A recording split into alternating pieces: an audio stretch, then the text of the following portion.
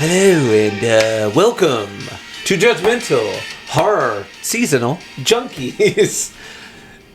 For the next 2 hours, we are going to be beguiling you with Christmas music. We've got some Bing Crosby. We've got a little bit of, let's see, we got Justin Bieber's cover of Oh Christmas Tree. We got some great tunes coming up for you. So. And we have the Herald of the End of the World, Mariah Carey, with All I Want for Christmas Is You. That's going to be our closeout hit. So everybody sit back as we open up The Exorcist, Chime of the Bells.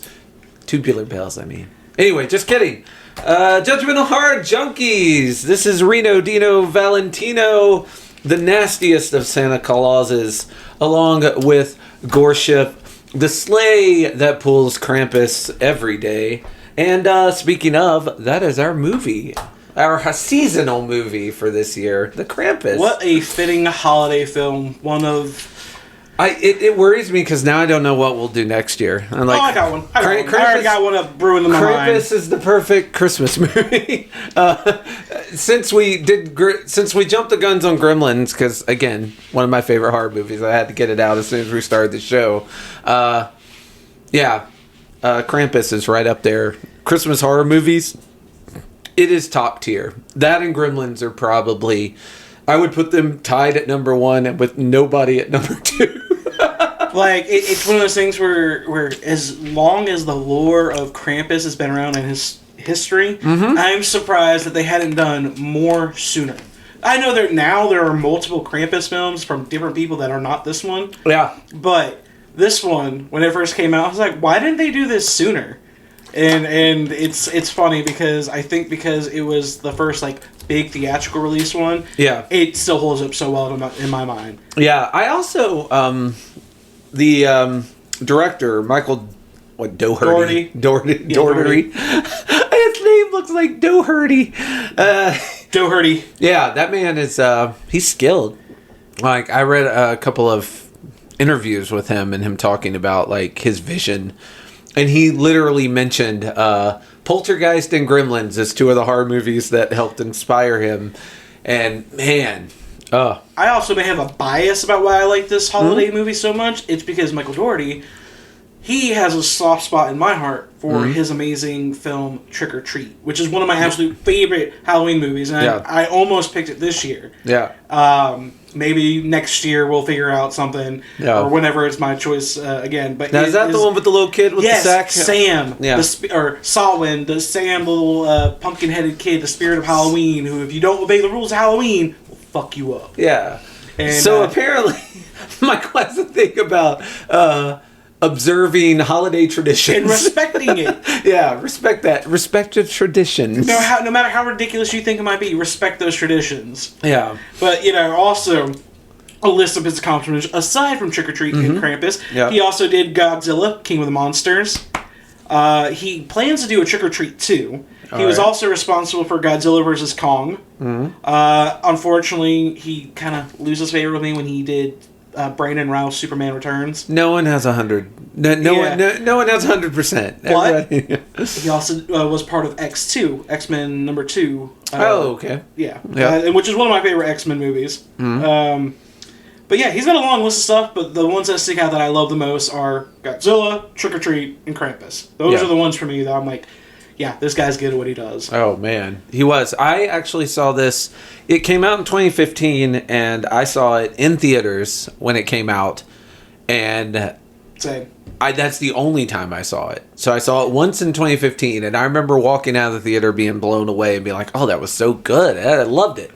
And I did not think about it again until we started this horror podcast. And I was like, oh, we need holiday movies. And I was like, ooh, Krampus. We can do Krampus for Christmas. Because, man, I remember really liking that. And having an excuse to go back to it was, it was a treat. It was a pleasure.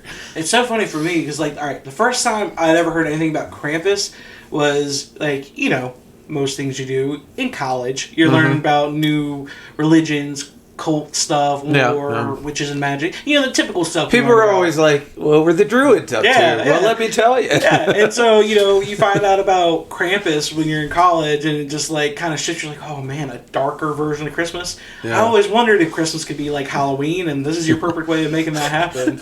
You sound like that Blink-182 song. We'll have Halloween on Christmas. Don't you come at my culture. Don't. I'm sorry. I didn't realize pop punk was your culture. My mistake. And we'll wish it never ends. Oh, Don't waste your time on me. All right, now we gotta start. Yeah. You're already a voice inside my head. Okay, sorry. You started a just snowball effect, and it's your fault. Fucking love missing you. Here's the thing. I ain't saying this is a bad thing. I love that song. It still gets me teary eyed, and that's weird because I only know what about half the lyrics mean. Sure. The other half are a mystery. So, Krampus. Tell us about the Krampus. Krampus was released in 2015. It was written by Todd Casey, Michael Dougherty, and Zach Shields. It was directed by Michael Dougherty, of previous fame that we already listed. Woo. And it has a very, I like to call, star-studded cast. It's star-studded in a weird way. Like, they're all stars and all people who I love and love them in other roles. But, you know, there's not a Brad Pitt. There's not Leonardo DiCaprio. These are all, like... Even better, we got an Adam Scott who's unproblematic. Adam Scott is so fucking... Yeah. I love Adam Scott. Was that a good... Yes, Adam Scott, like, played Dad, right? Yeah. Yeah, he was Demon in The Good Place. It was fucking awesome. Yes. He was in Parks and Recs. Yeah. Fucking awesome. Like, everything he is in, he is great. I loved it back when I was growing up watching Boy Meets World, and he was one of the fucking bullies in Boy Meets World. See, that's before my time. I didn't even know that one, but that just had more lineage. Yeah. Who would have known that all those years later, after picking on fucking, you know, Ben Savage, that he would be this famous, more famous than any of the Savage brothers. Yeah. Anyways, so our star-studded cast consists of one, Adam Scott as Tom, the father, a Toni Collette, who also is known for her roles in things like Hereditary.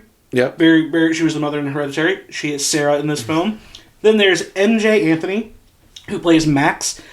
Stefania Levy Owen, who plays Beth, and she is now more known for her character as Bear in Sweet Tooth. And then you have Krista Stadler as Omni. And then you have Conchata Ferrell, who I loved. She played Bertha in 2.5 Men with Charlie Sheen. And I know that show did not age well, but like it's still funny to me. There's still episodes that hold up that are funny, and there's a lot that's like, oof.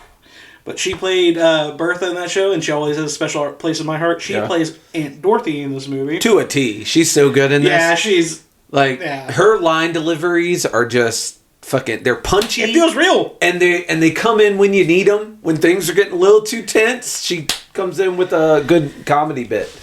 Allison Tolman plays Linda. Yeah. And David Kochner. This is one of the bigger names, in my opinion, next to Adam Scott. David Kochner plays Howard. Yes. David Kochner is well known for being an asshole. He's a well-cast asshole in almost every role he plays. Creepy asshole in The Office. Is the one I remember the most. Yeah, Pack. Yeah, Pack. The Packard. Yeah. He plays in The Office. He was also Champ in Anchorman. Oh, the sports news anchor. Yep. He's been in so much stuff, it's ridiculous. He is, and he, again... typecast almost every time. Love it. But he's good. He's so good at it. I wouldn't want him to do anything else. Like, and he occasionally shows some good acting chops here. Like when he loses his kids, he seems genuinely upset about it.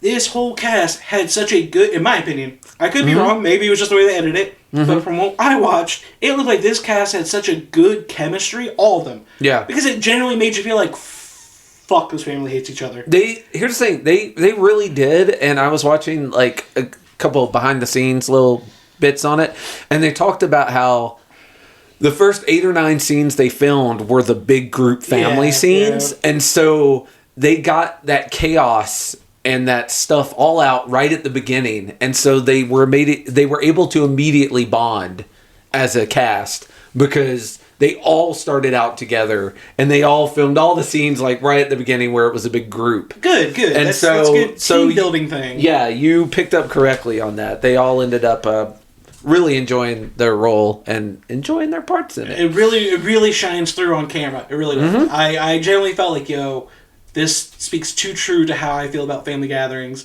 There's always that, like, all right, we're normal. These relatives are what the fuck. Yeah, and then they're thinking the same thing. Yeah. And they drew the liberal conservative lines. You had the liberals who look down on the rednecks for living in a trailer, and the rednecks for looking down on the Democrats for their stupid mamsy-pamsy liberal views and not knowing how to fire a gun. Yeah. I mean, that whole Boy Scouts versus Eagle Scouts. And, that whole segment, which we'll get into here shortly, that was a good one. I mean, just the dialogue they're delivering is like, we know who they voted for because this movie came out in 2015. Yeah. So we know exactly where these parties fall. Yeah, they do.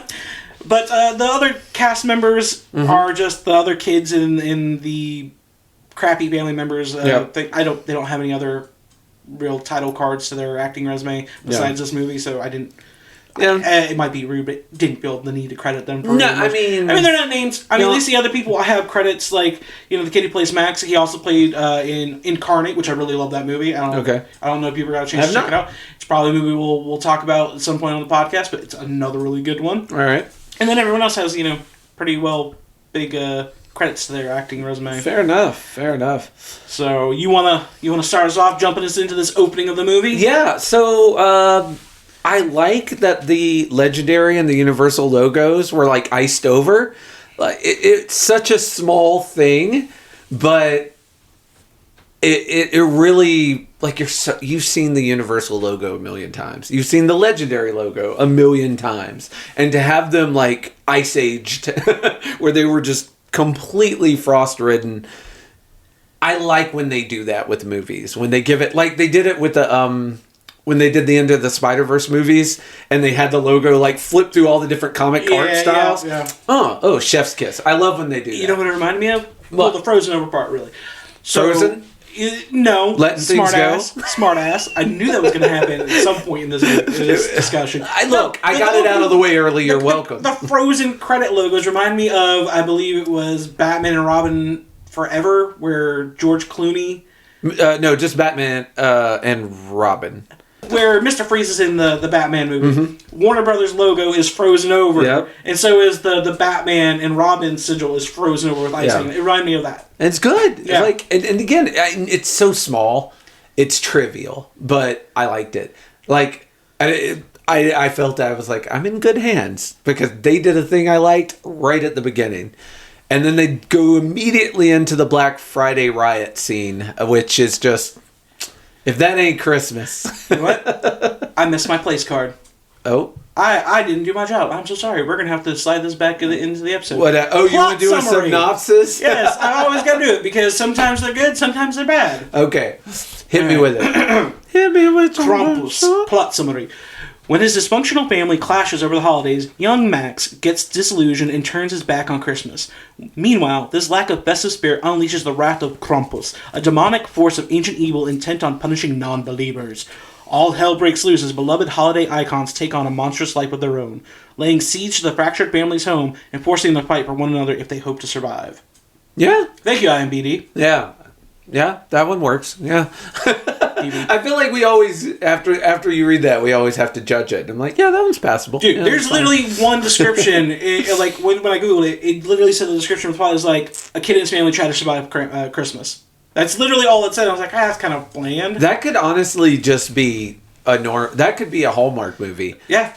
Like, I'm surviving Christmas, and it's hard because my older brother's bullying me, and I really want my parents to get back together. Like, or I'm gotta survive Christmas because an evil demon shadow of Santa is trying to murder me and my family.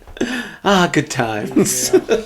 But yes, we open on the Black Friday riot. Like, you're at some generic Walmart knockoff store or a mall or something. And, the doors are opening and the people are charging in and they're trampling over employees. There's a dude on a ladder right next to it says something like, let us care about your safety or something. Like it's some advertising sign. Yeah. And they just plow through that ladder, and he comes careening off. Yeah. They're fighting over everything. Literally ripping the boxes apart, ripping shit out of their hands. This is exactly what you would expect from a movie that's like, hey, Christmas has gotten too commercial. Like, and Black Friday really is the representation of the worst of that part of Christmas, the commercial side of it. That's what it's there for. To make us realize how horrible we are. A beacon of capitalism light in this opening segment that shows what the holidays are really about. Yes. At least in corporate America. Yes. Sorry if I'm sounding too leftist-centric lens. But that's no place on this podcast. Along with the maniacs trying to get the hottest deals, ripping people apart, hurting store employees, we also have the Santa's Village going on with the crying children, having to take their pictures, being forced, and the family being like, you're such a good kid, look at Santa. And the kid's just like, ah! And Santa just looks dead inside. Like, I've never seen deader eyes in my life. Like, he's just like, he's got the kid on his lap, the kid's crying, and he's just staring off into the void. This is why you need Billy Bob Thornton's Bad Santa to handle that kind of shit. He needed a cameo in this. And you also need Bernie Mac in the background being like, get your shit together, beat the fuck out of you. He really did need a cameo. And like the best part about this whole opening montage is it's being set to the, not only in slow motion, but to the tune of, it's beginning to look a lot like Christmas. There are a lot of classic carols in this movie, and they are all used to perfection. Like, they come in when they're supposed to. Much like when we watched Gremlins and Do You Hear What I Hear came on because the Gremlins were playing it. That's like, still so creepy. It's so creepy. The songs are always put at the perfect spot. There's one I'm going to mention near the end that just, it was chef's kiss. I loved it. But one of these fights, which at the time, because I had not seen this movie since 2015, and I forgot about it, was there's a fight at some kids who are reenacting the nativity scene. And two parents come in and are yanking one kid off the other. And at this point, I did not know that these were the people we were going to be following around for this movie.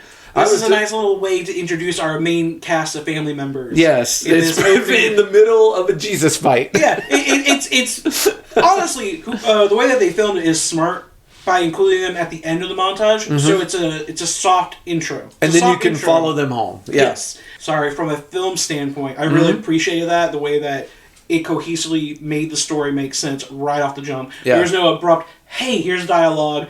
Here's some forced dialogue to tell you what these people are, what their relation are. You automatically just see through the visuals of, them being at the crazy shopping center and then pulling their kid apart like, okay. Well, here's another thing it did that I thought was great, was all those other fights you understood. It's Black Friday, it's on sales, everyone's trying to get... And then you cut to these people reenacting a Jesus play, you're like, why are they fighting? Those kids aren't fighting over an Xbox. Rudolph and one of the three wise men is like, just brawling. Yeah, and you're like, so it immediately puts a question in your mind that the movie is going to answer in the next scene. So like you say, it drags you into the next scene in a perfect summation where we cut to their house and we get our grandma making some cookies. Omi is she has got the spread. Yes. Like, that kitchen is flooded with things she's been making. The gingerbread house, the little sugar plum candies, the candy canes, like homemade taffies. Yeah. Oh, man. I will tell you this. I like Tom and Sarah as parents. For the most part, I think they did a good job. But when Tom comes in and says, go easy on the cookies, we bought some from the store, I just wanted to shake him. Yeah, I was like, bro, that's so disrespectful. And you know what? The look that Omi had on her face was appropriate. She, like... Yeah, it was just kind of like, motherfucker.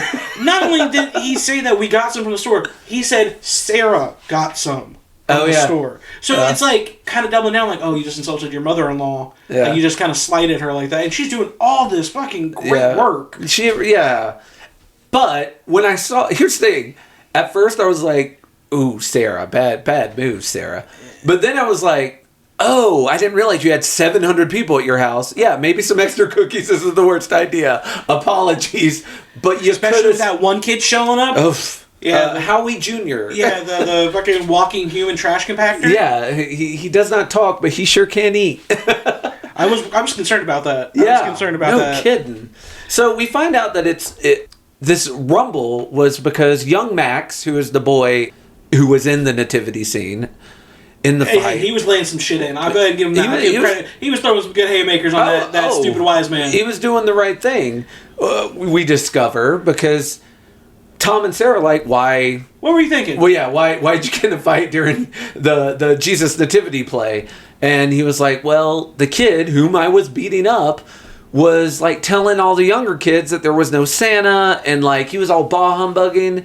And for those kids, I didn't want them to lose the magic of Christmas. And I'm like, oh, this Max is an angel. He's a good kid. And he's like, look, I know it's not real. They're going to have to find out eventually. Yeah. He is holding on. He's like, I guess Santa's not real, I guess. But I feel like he was saying that to spare, to look mature. Yeah. But obviously he didn't believe it because he's still writing letters to Santa, as we will discover shortly. Good on him for standing up for his principles of hey, don't ruin it for some kids. Here's the thing. No matter what else happens, don't be an asshole to kids. Let kids have magic.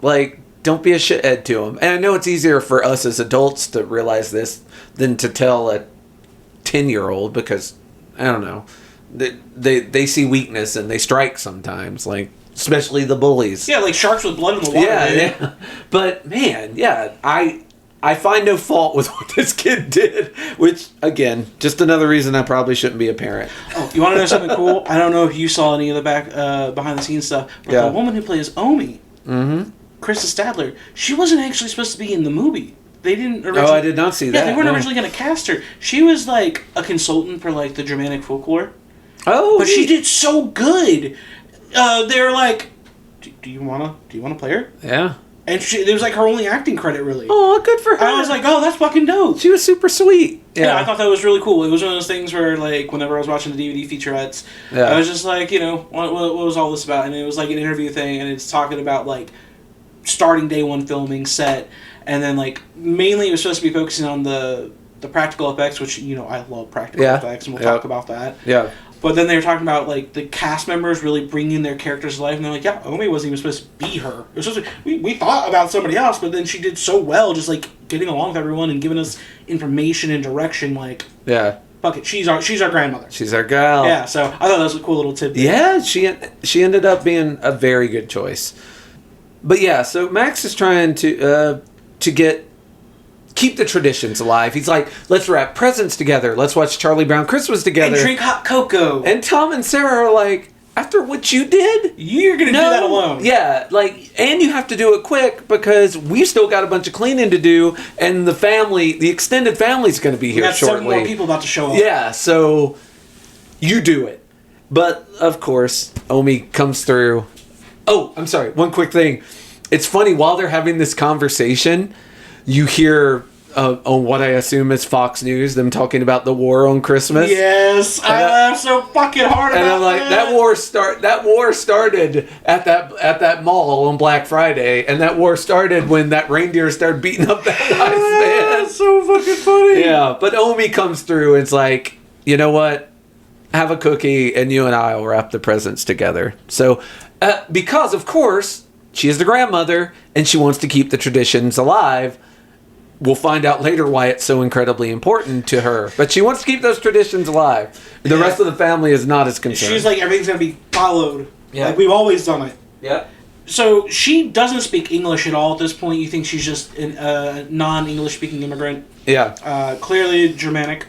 Sarah just here's cookies, sets them down, and starts just immediately putting stuff up in the house, doing decorating and cleaning stuff. And she's putting up the pictures that they took of them with Santa. And she's like, oh man, this all looks so wrong. First of all, Sarah's face in the picture, she's got this weird, Karen sour face going. The whole family does. But there's not one smile. Maybe Max was smiling. Max was kind of happy. The rest of the family not smiling. Tom was just there. But let's talk about Santa. Hold on. Sarah's face, she was like she wanted to be Madonna Vogue. She's sucking her cheeks and she's like... And then, He's doing a duck face. The daughter, Beth, is just distracted, whatever. Santa, on the other hand... Kind of surprised Beth wasn't on her phone, but... Santa was staring at Beth's ass, this underage girl's ass. Yeah, good job, Santa. Pervy ass Santa. Now it's there forever on their mantle. Here's a question. When you're a mall Santa, do they not tell you that once the flash happens, that means the picture's being taken, and that whatever you're doing at that time will be forever captured on film? With the kind of day he was having, I originally felt bad for him with those crying kids. I did too until I saw that. Yeah. And then I was just like, oh, Santa. No, Santa, no. I was like, I thought this wasn't bad Santa. And she didn't take it down. I would have just been like, nope, no Christmas picture this year. The reason why we figure out that she's doing all this is because her family is coming. Her sister Linda and her husband Howard and their kids. And they are very... Well, the aunt's a surprise. Oh, yeah, I forgot about that. Yeah, they're very conservative where this family is very liberal. And so they're kind of blood and water. They don't mix well. But also, I realized something. She comes from the mud, too.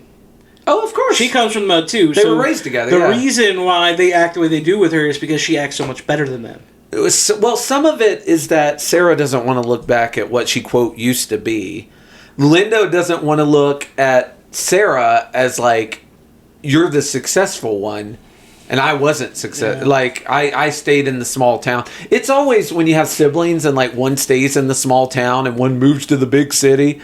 And then they're like, there's a little oil and water friction between them. It's that. And it doesn't help that Tom and Howard don't get along because they're two totally different types of husbands. Yeah. Yeah, but they come in, there's a whole hubbub. They bring their dog without asking, which I'm a dog lover, and I would be cool with, but for the record, you don't do that. Yeah, you check ahead the of time. preface to that is Max is like, oh, I hate, that they're coming, they're always so mean to me. Yeah. Well, I guess I better hurry up and write my letter to Santa. And Omi's like, get on it, you better do it. And so he starts rushing to write this letter before these assholes show up. Yep. And I had a very Jurassic Park feel. So all of a sudden, the house starts, like, hearing a loud shaking of the house, and, like, Omi looks at the chocolate milk she's pouring, and it starts vibrating, like when in Jurassic Park the T-Rex steps. Yeah, very much. And it's like, oh, crap, what is it? It's this dude's gigantic fucking Hummer. Yeah. This massive gas-sucking, diesel-pumped Hummer. Yeah. Like, think any episode of Pimp My Ride. That's what this guy's driving up in. It's this huge ass and solid black, right? Yeah, like it looks like a military stealth vehicle. It has its own little, like, graded snowplow on the front of it. Like, it's not a snowplow, but it kind of is. Yeah. But it's like, holy shit. Yeah. And right before they get out of the car, Beth is like, I don't want them using my room. I found human shit in my bed last year. And Linda's like, I'm sorry, Sarah was like, that was the dog. And then Beth was like, you know what? They shouldn't be allowed to breathe. Those were your words. And she was like, those were not my words. I just said maybe there should be a test. But yeah, we meet the rest of the family. We have Linda and Howard Linda is Sarah's sister. Howard is her husband. And then they have their kids. They have Howie Jr., who is a boy that doesn't speak much, but man, he likes to eat and burp. Those are gape mouth. Those are faraway stare. Yeah, those are pretty much his qualities. Is eat and burp, and then you have Jordan and Stevie, who are the twins. The twins are his daughters, who like to wrestle and hunt, and mainly pick on Max. They're kind of bullies. And then they have the youngest, the little baby who's the innocent one in pretty much all this, unfortunately. Little cherub. And I think and the dog. Rosie. Yeah, Rosie is a fucking it's a bulldog, and Rosie's a MVP in this movie. Love some Rosie. Yeah. And then Linda's like, okay, don't be mad. And then before she can say anything else, Dorothy arrives. Aunt Dorothy, who is, if any of you have alcoholic aunts that are either widowed or never married and just are bitter and angry at the world, that's Aunt Dorothy in a nutshell. And Linda was like, Sarah, don't be mad. She tricked me. I thought we were just going to drop off presents, and she showed up at the door with her bags in her hand. And Sarah's like, why do I keep getting punished for your mistakes? Yeah. But they come into a cacophonous, just everything's loud, everything's crazy. I also love how Linda, when the girls come in, they're just so rude and disrespectful. They don't say hi. They just fucking just walk right past with a pissy look on their face. It's like, oh, don't mind them. They're just cranky because the Steelers lost. Yeah. And we cut to Jordan and Stevie, the twins, and they immediately notice that Max has a letter from Santa in his pocket. It's apparently sticking out of his pocket enough that they can see it. Yeah. And their mouths start salivating at the thought of teasing him about it.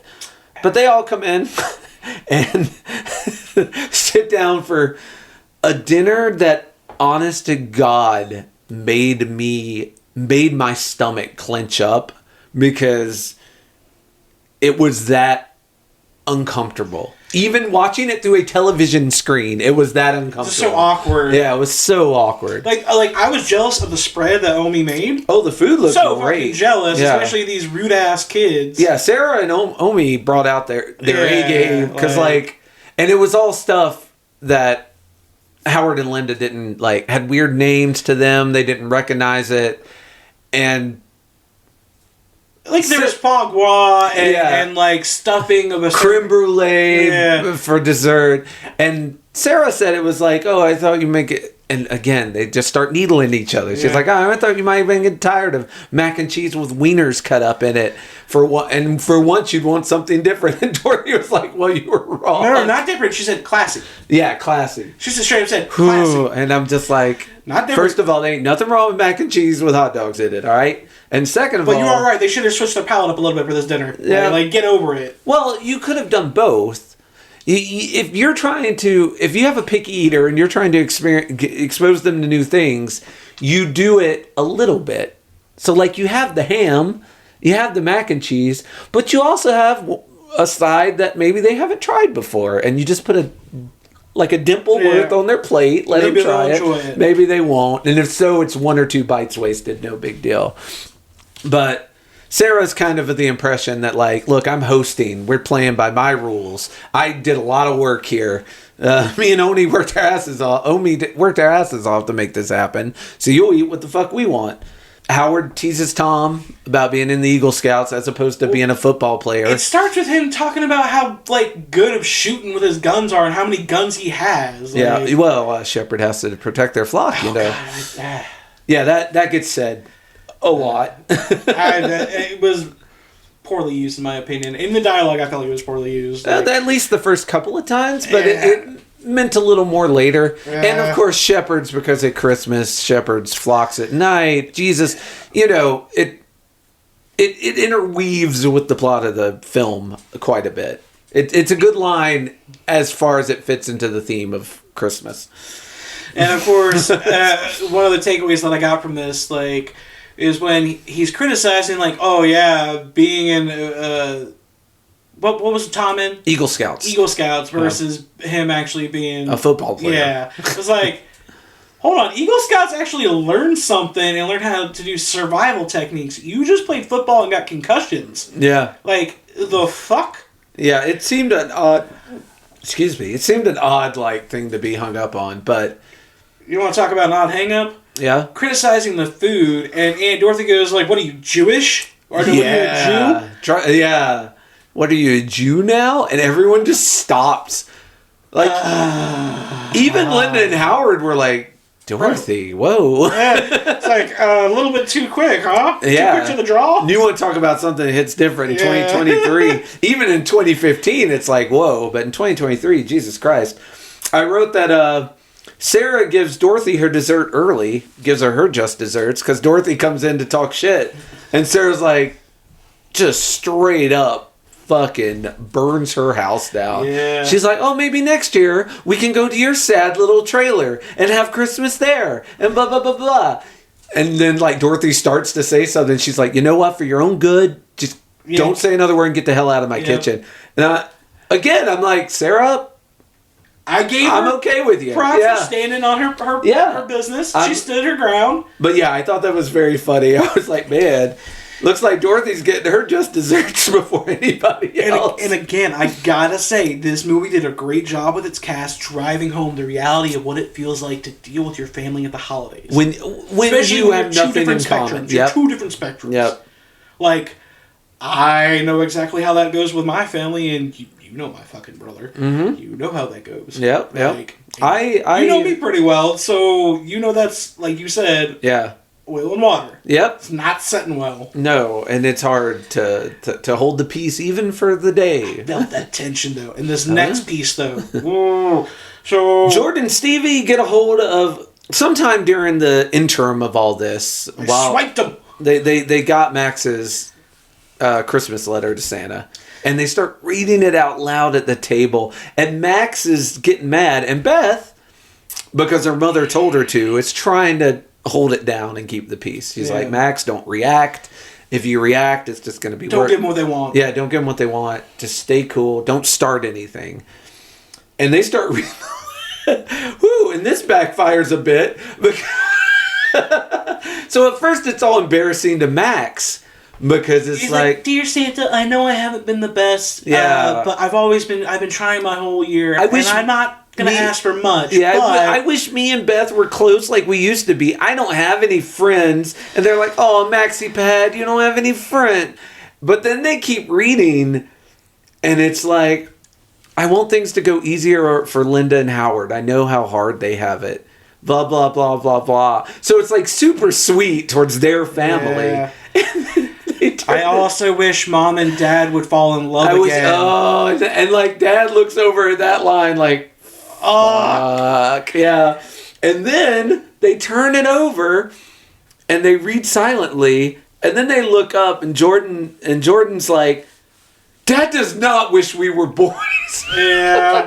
I want to know the whole line that led into that after him being like, yeah, I wish my parents would fall in love. Something, something, something. Also, Jordan and Stevie, well, their dad wishes they were boys. Yeah, I know. He said, because you get a shot of the letter later, and it says, and I wish Howard would be happy with his daughters and not wish they were boys. Okay, yeah. Or something like that. Again, that feels like a very sweet letter. Like, regardless of how you feel, like, it's so he wanted sweet. the best for people who are terrible to him. Yeah.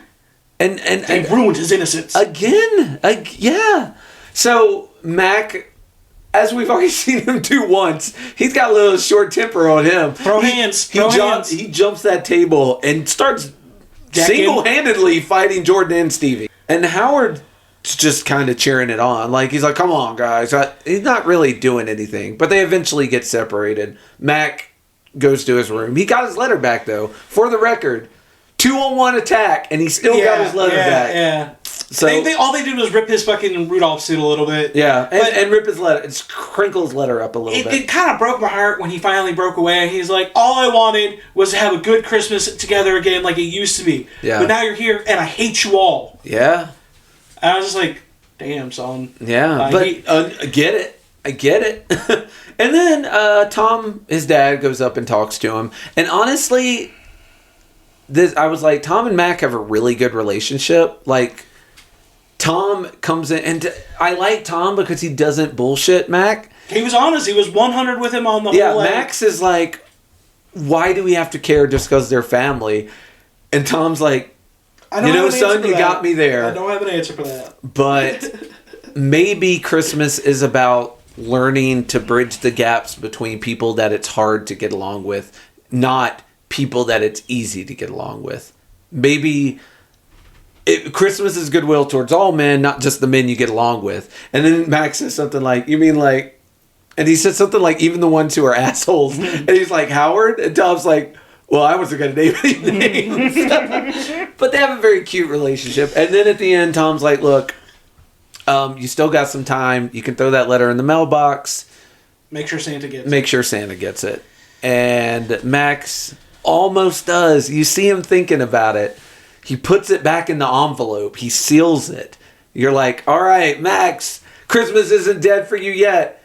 But no, he's still mad. He gets so angry. Pulls it out, shreds it, opens his window, throws it out the window.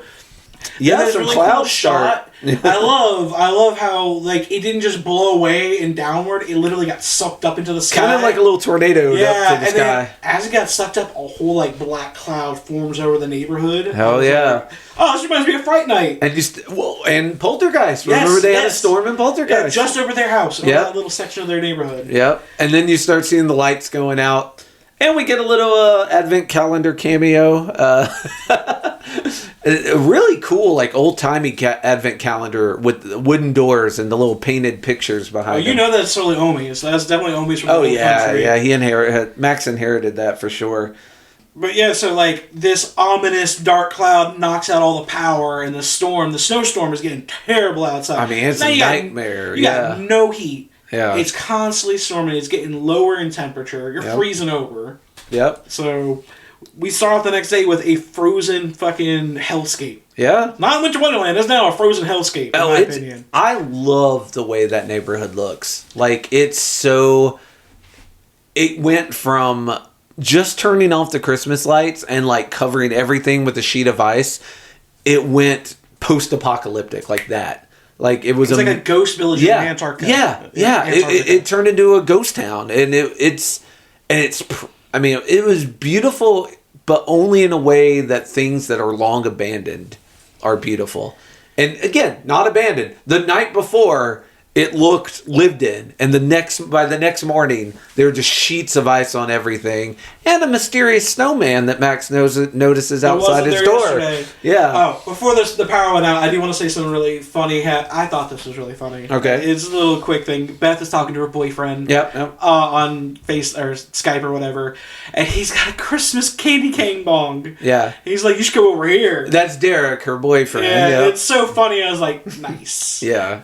Nice. Well, I mean, it was just something funny. Who doesn't go to take a walk with their cousins before Christmas dinner gets served and come back smelling like weed? I'm usually the one leading the charge. Well, so you almost had to have it in there, because that's a part of Christmas that people can relate to.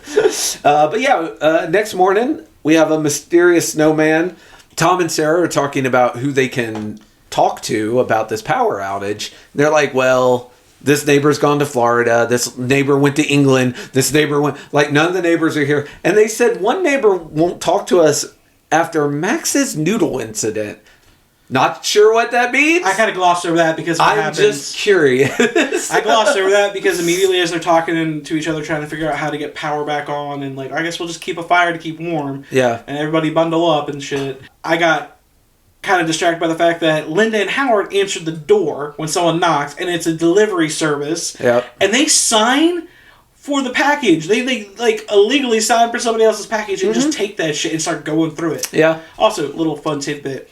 The delivery service was DHL, which is an international shipping service company. Yep. And Home Dude's colors of his jacket were the German flag colors. Oh. So, little wink and a nod to Krampus. Yeah. Krampus in the Germanic lore coming to your front doorstep. Literally being delivered from Germany. Yeah, they said, why do the rich people always get free stuff? And they're like, because they're Democrats. And then there's another bag out there, and the guy's like, oh, I didn't deliver that one. That must have been another company. Like, that must have been UPS or something. I don't remember what he said. But it wasn't him. But they yank both ones indoors. And one of the bags looks very suspicious, but it literally is a giant Santa bag. Yeah, it looks like the bag Santa has over his. But yeah, they bring that in, and now Beth asked permission to do reconnaissance because she wants to go check on her boyfriend. And probably get high. That was probably the guy. She wants to get high from her family. I feel that. But this part, while I understand the sentiment behind it, I will say is their first tidbit of bad parenting. Okay. Because when they let Beth go? Yes. They let Beth go out into the blizzard. It's still storming pretty hard. Yeah. And it's like waist high almost. Yeah. Or like at least up to your pelvis. I don't know about you, but I don't know any parent that will let their kid like even walk out to the driveway in that shit. A teenager 3 blocks? I would. But again, bad parent. I will admit to that. I mean, but yeah, I mean, it's what I consider bad parenting. Because like I was like, I know if I was that teen trying to be like, nah, dude, you're gonna let me go. I'll sneak out if I have to. But at the same time, they didn't even like put up a fight to really stop it's sort her. of. Well, the mom tries, but Tom's like, it's not a big deal. But here's what you're thinking: you're walking 3 blocks down a street with houses on each side. If something happens, you're 15 feet from a front door, like. Even if the Johnsons are in Florida, the Smiths are right next to them, and you could just go there and not, like, I don't know. Like, at this point, it just seems you're walking 3 blocks down your neighborhood. I mean, I know it's snowing, but, like, there's literally help on all sides all the way down, which there isn't, but they don't know that yet. But but they do let her go, which now, I'm like, again, about the how quick this movie moves along. We are already almost 26 minutes into this movie at this point. Yeah. When this starts popping off. Yeah. I was like, damn, all that happened, and it was a good amount of time, but like the way that it was filmed, it flowed so naturally. I didn't even notice that the time had gone by that quick. Yeah. Like, so when it gets into, now we get to the actual horror of it all. Beth is walking outside and is trudging through the blizzard, and you notice that all the houses are like completely blacked out and look like almost they look like they've been abandoned for months. Like they're in destitute, almost like my fiance said. It looks like you're in the Upside Down in Stranger Things. Oh yeah, a little bit. I was like, it does look like a white and blue and gray version of the Upside Down. And the houses just look like they're ready to collapse. Yeah, like that weird like abandoned ghost house feeling that you mentioned. The neighbor, like, it was such a creepy feeling as she's walking down the street. And I'm like, oh, I love this. I love this. And we've talked about this a lot, Gorship, in the past. But first reveals, so important. And you get your first Krampus reveal here, and it is chef's kiss. Because she's so walking, good. And she hears something like a jingle, like a bell jingle out of her peripheral. Yeah. So she looks one way, and then behind her, there's a shadow creeping on the roof. Yeah. Just like... And at first, it sort of... You could misidentify it as like just a lump of snow or something, and then it starts to move, and you see it's alive. It's got massive horns, and it's in a giant. And then it hops. Yeah, because Beth is looking at it. Yeah. She turns around and sees, and she's like, "What the hell is that?" Yeah. And it fully stands up, as tall as it can. And it jumps over her across the street to another roof. Yeah. And she's like, what? And starts running. Yeah. And as she's running, it's keeping pace, jumping from roof to roof. Oh, and it's the way it's filmed, it's so good. Because you see her in the foreground, and the house is in the background, and it just jumping from house to house. And even though there's a perspective trick, you can already tell it's huge. Like, this is a big dude. Even though he's far away and above her, which makes things look smaller, but he's fucking big. He's almost as big as she is there. He's like as big as the whole rooftops of the houses that he's jumping across. Yes, so it's like super easy for him. But as she's running away, the creature starts chasing her down, and she comes across the DHL delivery van. Killed for working on Christmas, which I think is just. Dude, it's bad enough he had to work on like Christmas Eve. You gotta kill him too. So this right here was the beginning of like my questioning, and again, my fiance brought it up that I didn't think about because I was just wrapped up in the movie. Right. She made a good point. She's like, well, if the family's being punished, why is everyone else in the neighborhood who is there dying? Yeah. So the delivery guy was just there, like doing his job, and he got frozen to death. Yeah. He got frozen to death inside of his car. Yeah. Like touched by Jack Frost is what it looked like. Yeah. Again, And then on top of that, later on, whenever they're looking, like, the house that they go into, there was clearly a fight, but you don't know who the fuck fought back, so somebody else was killed. Yeah. That was still around. Probably. Well, it was, the house they were in was Derek's. Yeah. So it's probably Derek's parents and Derek trying to... I mean, they got one of the gingerbread men, so that's something. Yeah, but I'm like, okay, well, that is a good point. If it's supposed to only be happening to the family... Well, it's not, because it's supposed... The idea... Because if you remember, when Omi tells her story, it got her whole village. Oh, I thought it was just her family. No, it got the whole village. She was the only... And the reason, she says, because they all forgot. Okay. So, yeah, that neighborhood... Okay, that And also, if the kid says, I hate all of you, I wish all of you were gone. Okay. He's being literal. He's being very, very literal. Well, he's not, but Krampus is taking it that way. Yeah. I should... Pronouns, pal. Yeah, because Krampus is always looking for an excuse to fuck up bigger swaths of people. Yeah. So... Yeah, he seeks to punish, not to forgive. And also, I love the visual of it, that as she notices Krampus, you notice that it's like, it's day, right? Yeah. And when she notices him, it turns dark. Yeah. When she realizes that it's Krampus on the roof that starts chasing her, all of a sudden the whole sky goes dark. Yeah. It's like they shut off a switch. He definitely has weather control powers. He's a mutant. Yeah. He is part of Magneto's dark faction. He Storm's evil counterpart. Evil uncle from the North Pole. But yeah, she ends up hiding under the DHL guy's van, right? Yep. she sees Krampus, and this is where we first find out that Krampus has like hoofs, like a satyr or a fawn. Big, huge. Think goat hooves, but like 4 feet in diameter. Like huge ass hooves, like amazing. And she's under the van. She sees his feet like stomping around. Like she sees a robe, but she also sees like hoofs, and she's like, "What?" And she's just scared shitless. Oh yeah, scared shitless. It's again, great acting all across the board here. The guy that was Krampus wore like 80 pounds of prosthetic shit on him, and he couldn't see anything. So like people had to kind of steer him. Like they would be like, this way, hey, over here, and he would have to like slowly walk in that direction. You know, they should have done like whenever you didn't see like from his chest up, they should have what they do with blind dogs, where they put a halo on him. Yeah. So if he bumps into anything, you just quickly you can just steer. Give him a halo or something so he can. Hell, they might have for that scene. I have no idea. But long story short, he stomps around, but then he leaves, and she's like, "Oh." Well, he jumps up. He just jumps up again, like Superman. He does leave, but he does it vertically. He does the Superman leap. Yeah, he's just gone. Yeah, this dude is single, buildings in a single bound is his thing. And at first she's like, all right, I'm good. But then she hears, is it Silent Night? She hears a song played on I thought it was Pop Goes the Weasel. I thought it was a Christmas song, but I could be wrong. No, I think you're right. Yeah, but... maybe Deck the Halls. Anyway, a Christmas song played in the tune of a Jack-in-the-Box. That kind of like ding-ding like a jewelry box. Yeah. And she looks over, and there is a Jack-in-the-Box with the crank turning inside, under the van with her. And I assume Krampus just kind of gave a little toss on his way out. Right, I'm out. And handle my light work. Sure enough, lid pops open. And you see, like... very slowly. You only get, like, hands, eyes, and a bit of a nose of it popping out.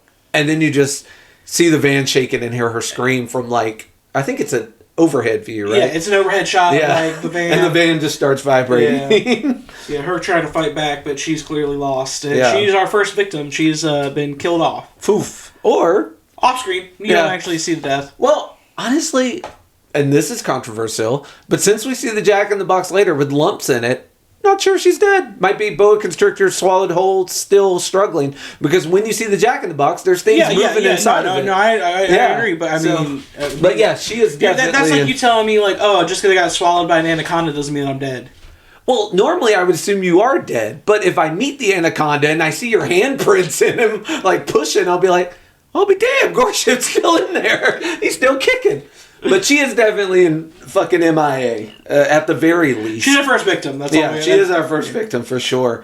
We cut back to the house. It's dark now, as we said. And Max noticed that the number of snowmen is increasing outside his house. Yet he's not ever seen anyone build snowmen. And here's a funny parallel. Here's a funny thing. Again, notice it later at the film. Every time someone is a victim, is murdered, whatever you want to call it, a new snowman appears. Yeah. So, DHL guy dies. Snowman. Yep. Alright. Fucking, Beth dies. Snowman. Or victim, whatever. Maybe not dead. But either way, it's like a fun little, like, he's fucking with you thing. Like, alright, I got 2 people. I got 3 people. You know, it's just funny.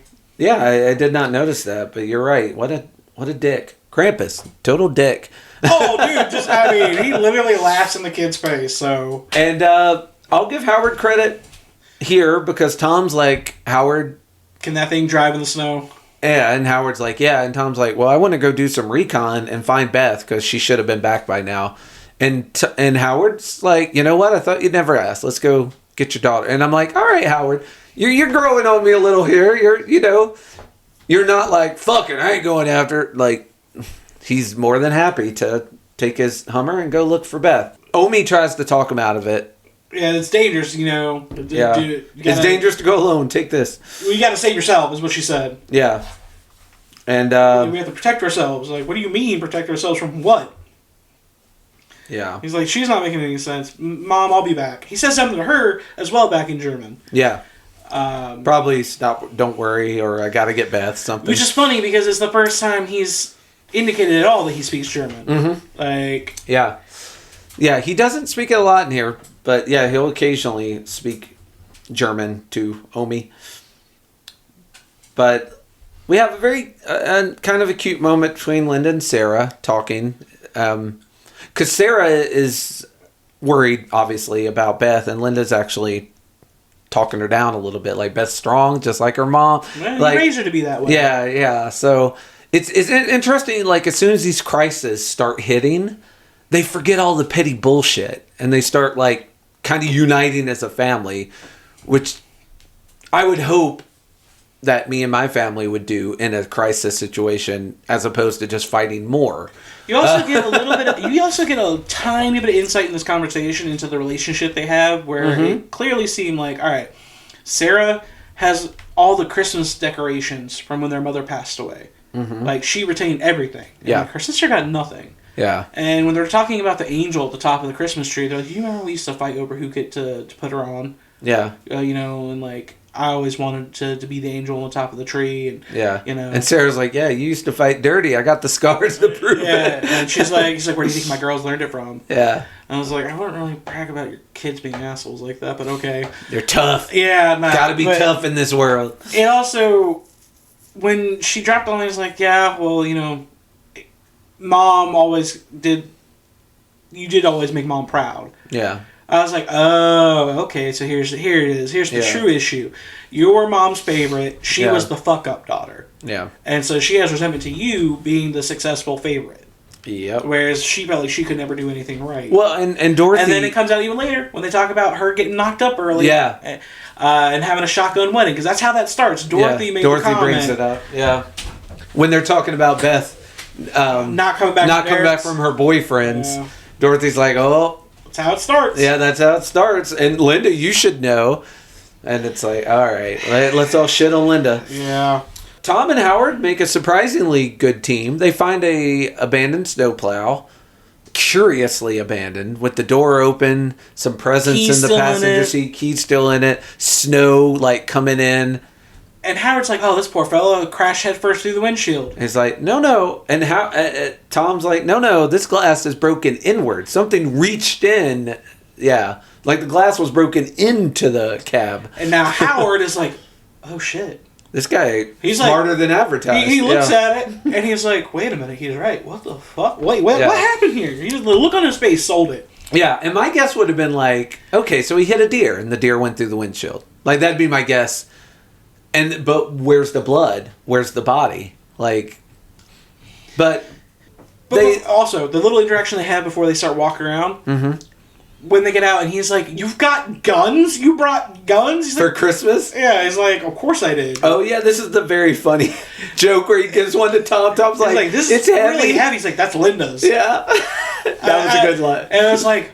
That was good. So, Tom, even though you're kind of getting respect, he's also still saying you deserve the quote-unquote girl gun. Right.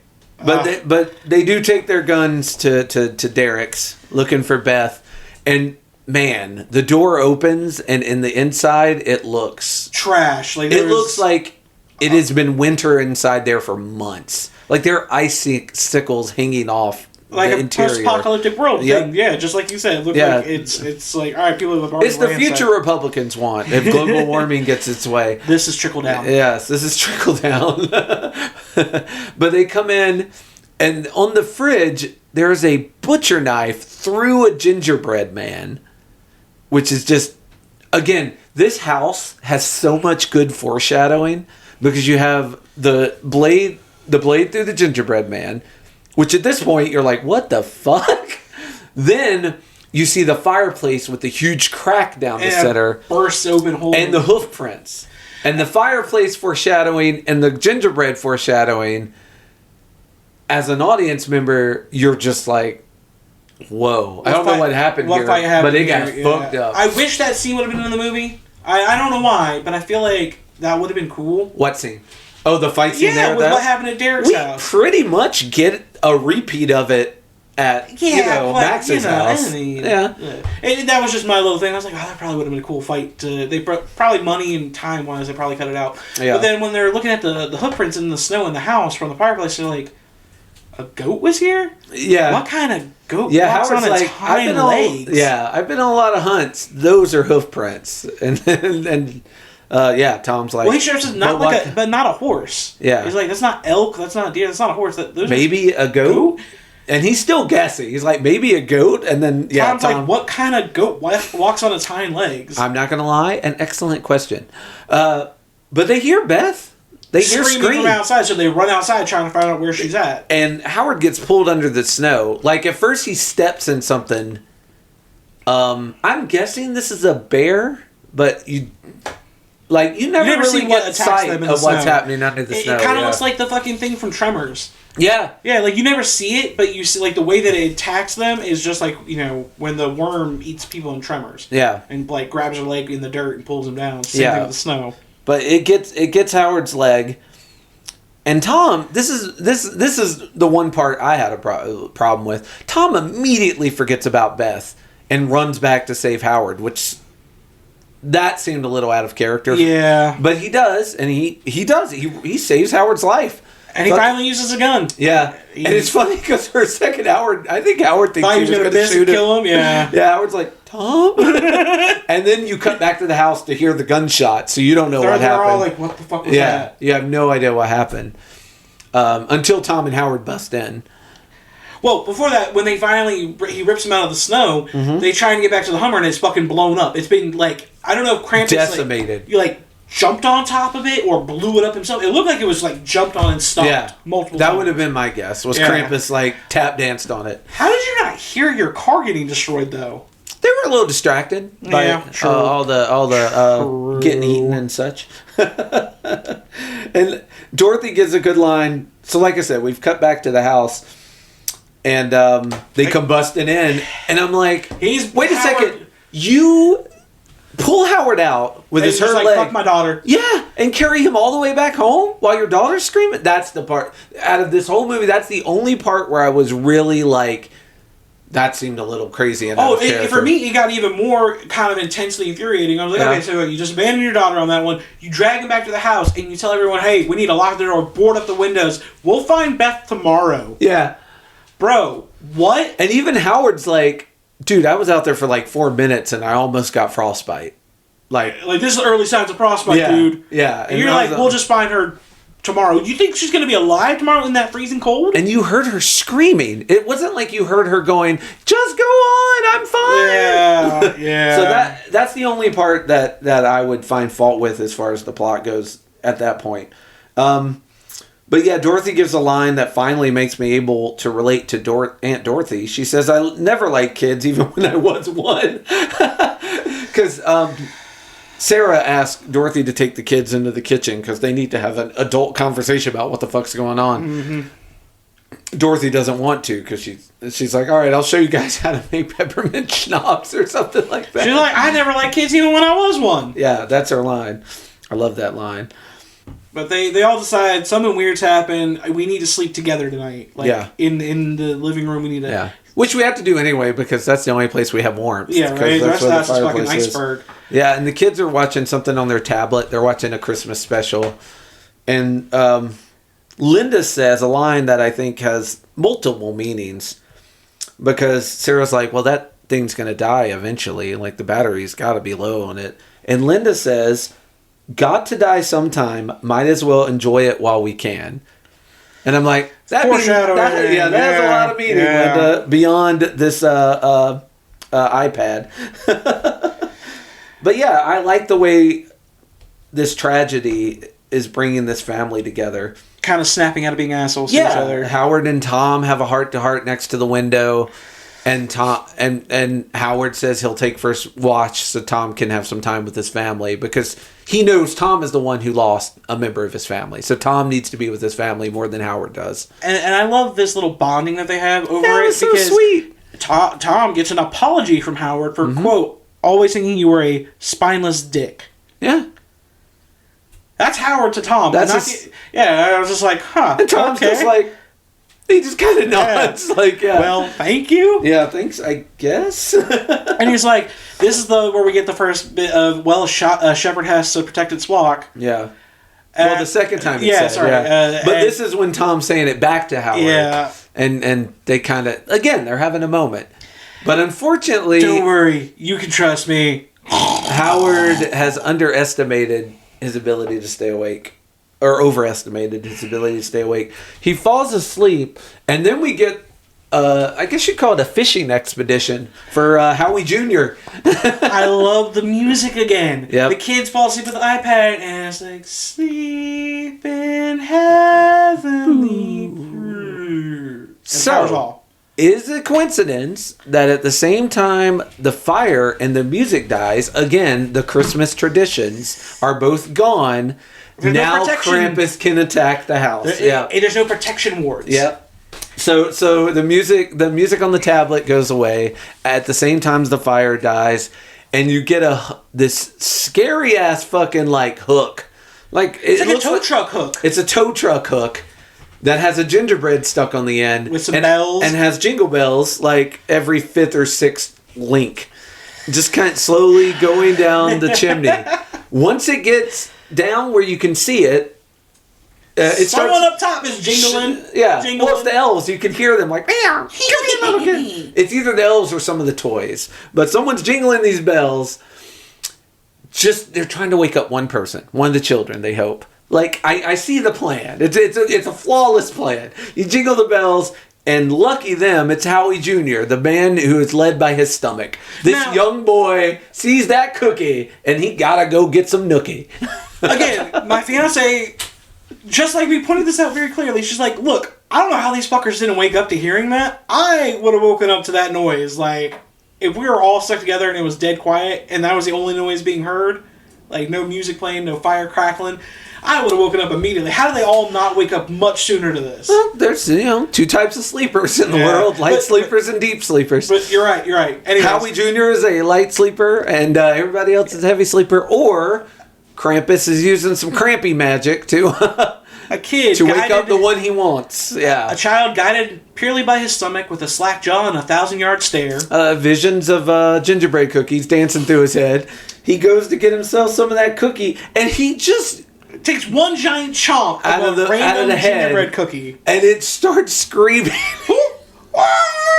and then fucking wraps the chain around. Like, this happens so fast. Yeah. It just wraps the chain around him, and then gives the 2 tugs, which means pull me back up, and they yank that motherfucker's fat self up to that fucking. And look at this, how he learns to talk. He starts screaming for his dad and yelling. This is the first words I've heard out of Howie besides a burp. So we have a sad point here because Linda, Howard, Sarah, everyone's trying to get this fucking, to get Howie Jr. They like grab his legs. Sarah grabs his legs and is pulled halfway up the chimney, and she gets a sight of the gingerbread cookie man. And her brain just kind of... She's like, what the fuck am I staring at? Her brain just... And the best part is, she lets out a yell, and it makes fun of her. She's like, wow! And it's like... I know, I laughed so hard at that. I was like, this little shit. This little horror comedy bit from this fucking gingerbread cookie, this smart ass. In the whole commotion of them, her trying to grab Howie, and then them trying to grab her, they accidentally kicked one of the fucking... fire logs out of the fireplace, and it still has an ember on it, and it starts setting the whole house up in fire. Yeah, the whole tree goes out, and Tom is smartly, it's like, Max, get the fire extinguisher, which Max does. He saves the day, puts the fire out. They get Linda, but they lose Howie Jr. up the chimney. Up the chimney he goes, nothing left behind but one shoe, which smacks Howard on the head. And it was funny, though, because when she saw the cookies, that's what caused her to lose grip of Howie. Yeah. That's where she's like, oh, fuck this. And she's just like, what? Well, she just goes into shock. Yeah. She just lets go. Yeah. And man, then Omi gives us our lore dump.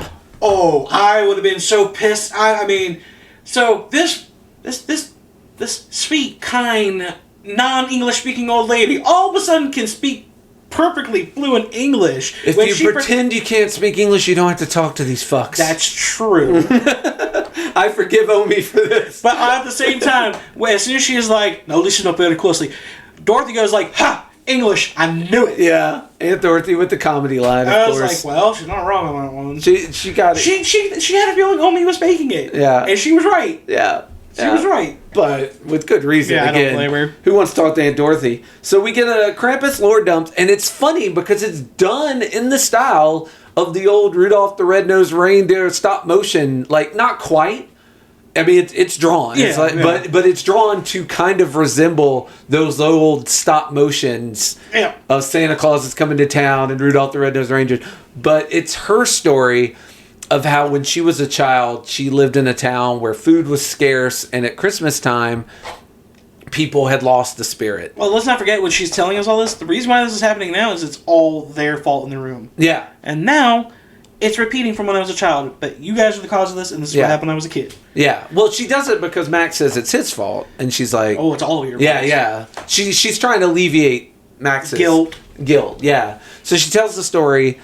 But it's funny because when she tries to alleviate it, she does so in a way that does the opposite. Because she's like, no, Max, it's not your fault. It's everyone's fault. So I lived in a town that had forgotten Christmas, and I wish that they would all die, and then they all died.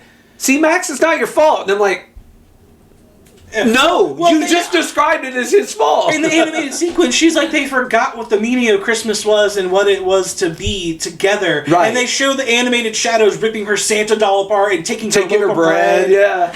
And but then she's like, but if she hadn't made that wish... Yeah. Again, it is Max's fault.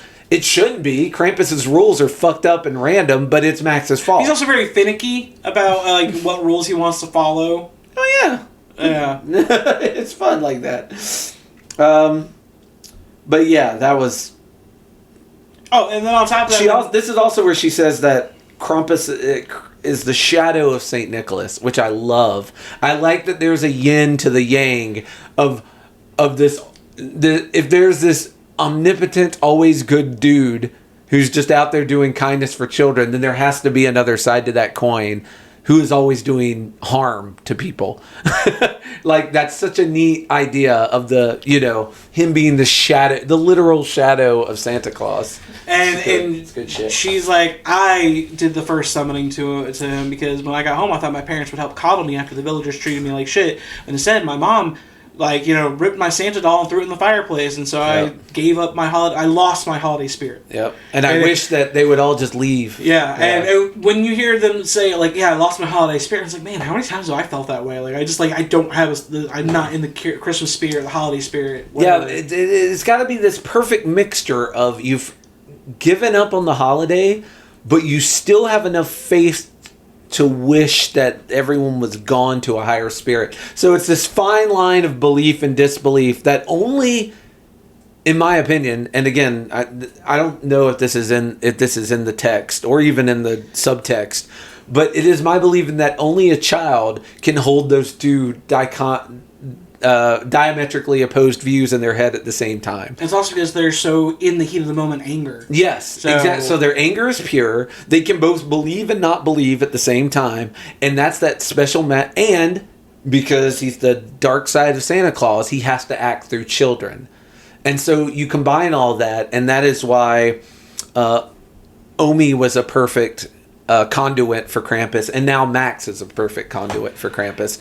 Howard does not believe any of this shit and is like, I'm gonna go get my kids. He makes it 2 steps out the door. He still sees fucking snowman fucking Armageddon. Yeah. There's 30 snowmen out there, and you start to see the elves running back and forth behind the snowmen, and fucking Sarah yanks him back inside and is like, no, we're locking out. Omi tells him, is we can't beat this. Yeah. You don't know what you're dealing with. Well, no, yeah, and Tom's like, well, what can we do? And she's like, keep the fire hot. Yeah. Keep the fires lit. That's really all you can do. She tries to go on and explain that, the way this works is that he is an ancient spirit who arrives to punish anyone that disrespects the Christmas spirit. Yeah. And that his name is Krampus. He brings his own version of multiple helpers. Just like Santa has elves, he has elves. Yeah. And he has toys, but they're not the kind that you like to play with. Stuff like that. The kind that like to play with you. And in Russia, toys play with you. when she survived, Krampus left her with nothing but a little jingle bell bauble. Yeah. With his name carved on it. To remind her of what happens when you lose the spirit. And hey, surprise, surprise, she has not lost the spirit since. And even when she brings it out and she shows them, they're kind of like, I don't know, man, this still seems a little crazy. Yeah. I feel like once you see one of your kids yanked up the chimney, if you're not going to believe then, Fuck, I don't know what's going to convince you. and like you were saying, when Howard runs to the door and sees all the snowmen, this gives more credence to what I was saying about the snowmen represent the victims, because when he opens it, there's a new snowman out there that looks a lot like Howie Jr. Yep.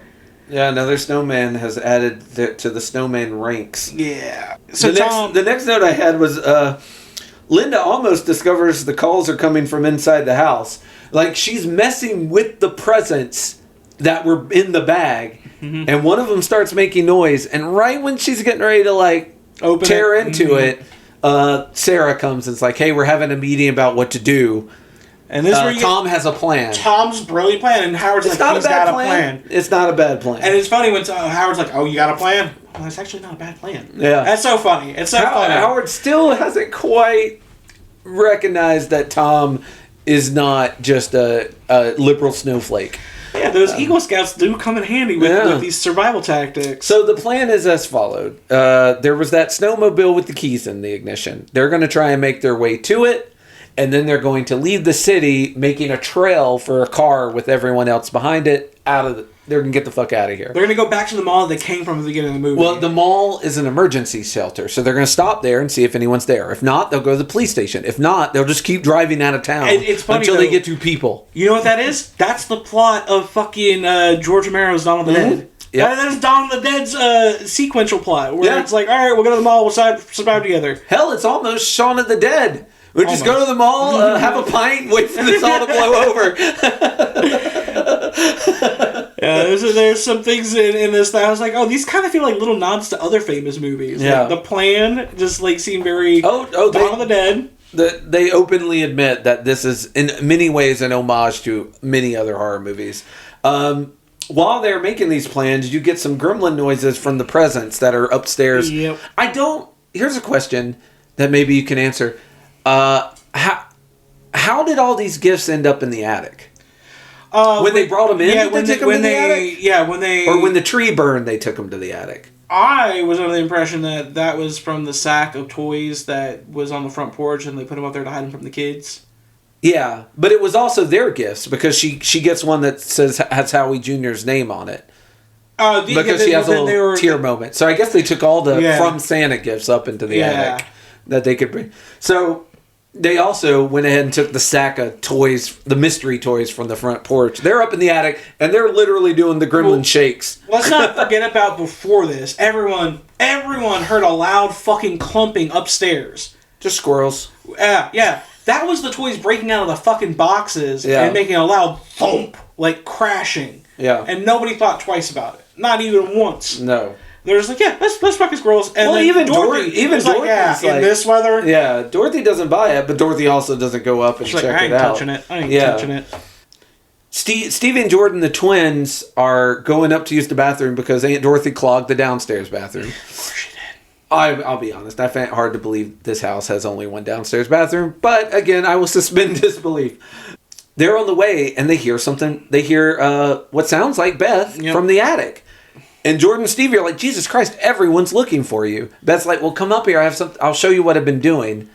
I have something for you to see. And unfortunately, Jordan and Stevie are lured into the attic, which... and while Sarah and Linda are talking about, I forget what their conversation is, all of a sudden you hear the girl scream. So they go running up there. Tom, Linda, and Sarah all run up there while Howard... They tell Howard to stay with the rest of them. Yeah. Because he's wounded. All he's got is his fucking gun. He can't do anything about it. Yeah. He can't Hell of a gun. But he can't run up the stairs. He can't do anything. He's fucking hobbled. And they need someone to keep an eye on Omi and Dorothy and Max. Like, there's people downstairs. And the baby. There's people downstairs that need protecting. And so when they're up in the attic, they just see the destroyed boxes of presents that had been bursted out, like where the evil toys come to life and burst out of them. They're like, what in the fuck happened here? What was in those boxes?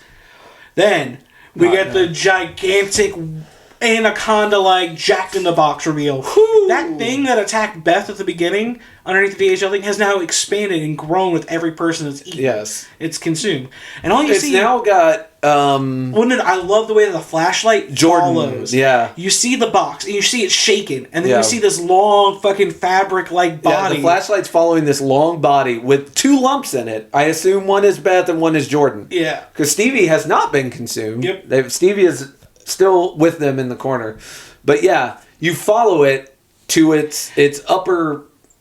like the end of it where there is a clown with a mouth very much Pennywise It near the end of the movie, like a scary monster mouth that opens up similar to the flower again, not to use Stranger Things again, but similar to the what they call the demon Demogorgons. The Demogorgon mouth on the end of this clown, which it can expand and open all and just boa constrictor people down its gullet. It's so cool because its face is made of porcelain, but the porcelain splits open and there's like this meaty worm-like gullet with a bunch of serrated teeth, and it's shoving. You see it grabbing Jordy by the ankles, just shoving it down its finishing mouth. the job, swallowing it and it literally like grabs both of its Jordy's feet and pushes it the rest of the way down, and it's like nom nom nom nom nom, pats its face like yay. It's having a great time. Yeah, dude. Also, it reminded me of the scene. You've never seen the movie, I'm assuming. Taking of Deborah Logan. No. There's a scene that you've probably seen the clip go around on fucking Facebook and Instagram Reels and shit, where it's like this creepy woman who's like swallowing a young girl whole, like just like wrapping her mouth around the girl's head and like feeding her into herself. It reminded me of that. Okay. I've seen other movies similar to that, but I have not seen that one specifically. Yeah, this was done with 3 different like gymnast dancers. German gymnast dancers who would crawl into the suit, and one was at the front and then the other 2 were like down through the body, and they were like, it was like crawling into an oven and then getting directing things like, I need more ovulating or undulating. I need more moving and more butt shake, more like. So to keep this whole worm thing moving, it took 3 like contortionist gymnasts like flailing around inside of it, and they were like, it was like working in an oven with somebody on the outside yelling to shake your booty more. Now I'm good. But it ended up looking great. Like this monster. This and Krampus stole the show for me as far as like they look so good. I mean, again, back to the practical effects thing. I love it. I love that they didn't make this fucking Jack in the Box anaconda toy thing CGI. They didn't make the swallowing of the kid CGI. They didn't make the body movement CGI. They did such good work. Hell, here. even like the teddy bear and the angel and stuff. Yes, they in the attic is also a teddy bear, like a baby with angel wings, and a robot, a killer robot. Like all toys you'd imagine on Christmas morning trying to kill you. While meanwhile, fucking Howard's getting attacked downstairs by 3 gingerbread men.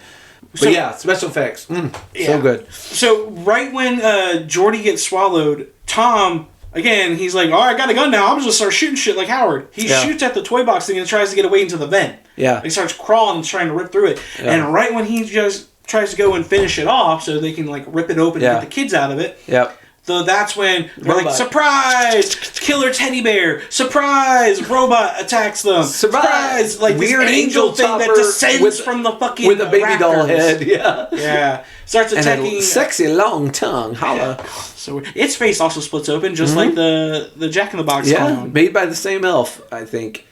But while Howard is hearing noises in the kitchen, where he goes into the kitchen with a shotgun. It's sad because he's hobbling because he's only got one good foot at this juncture.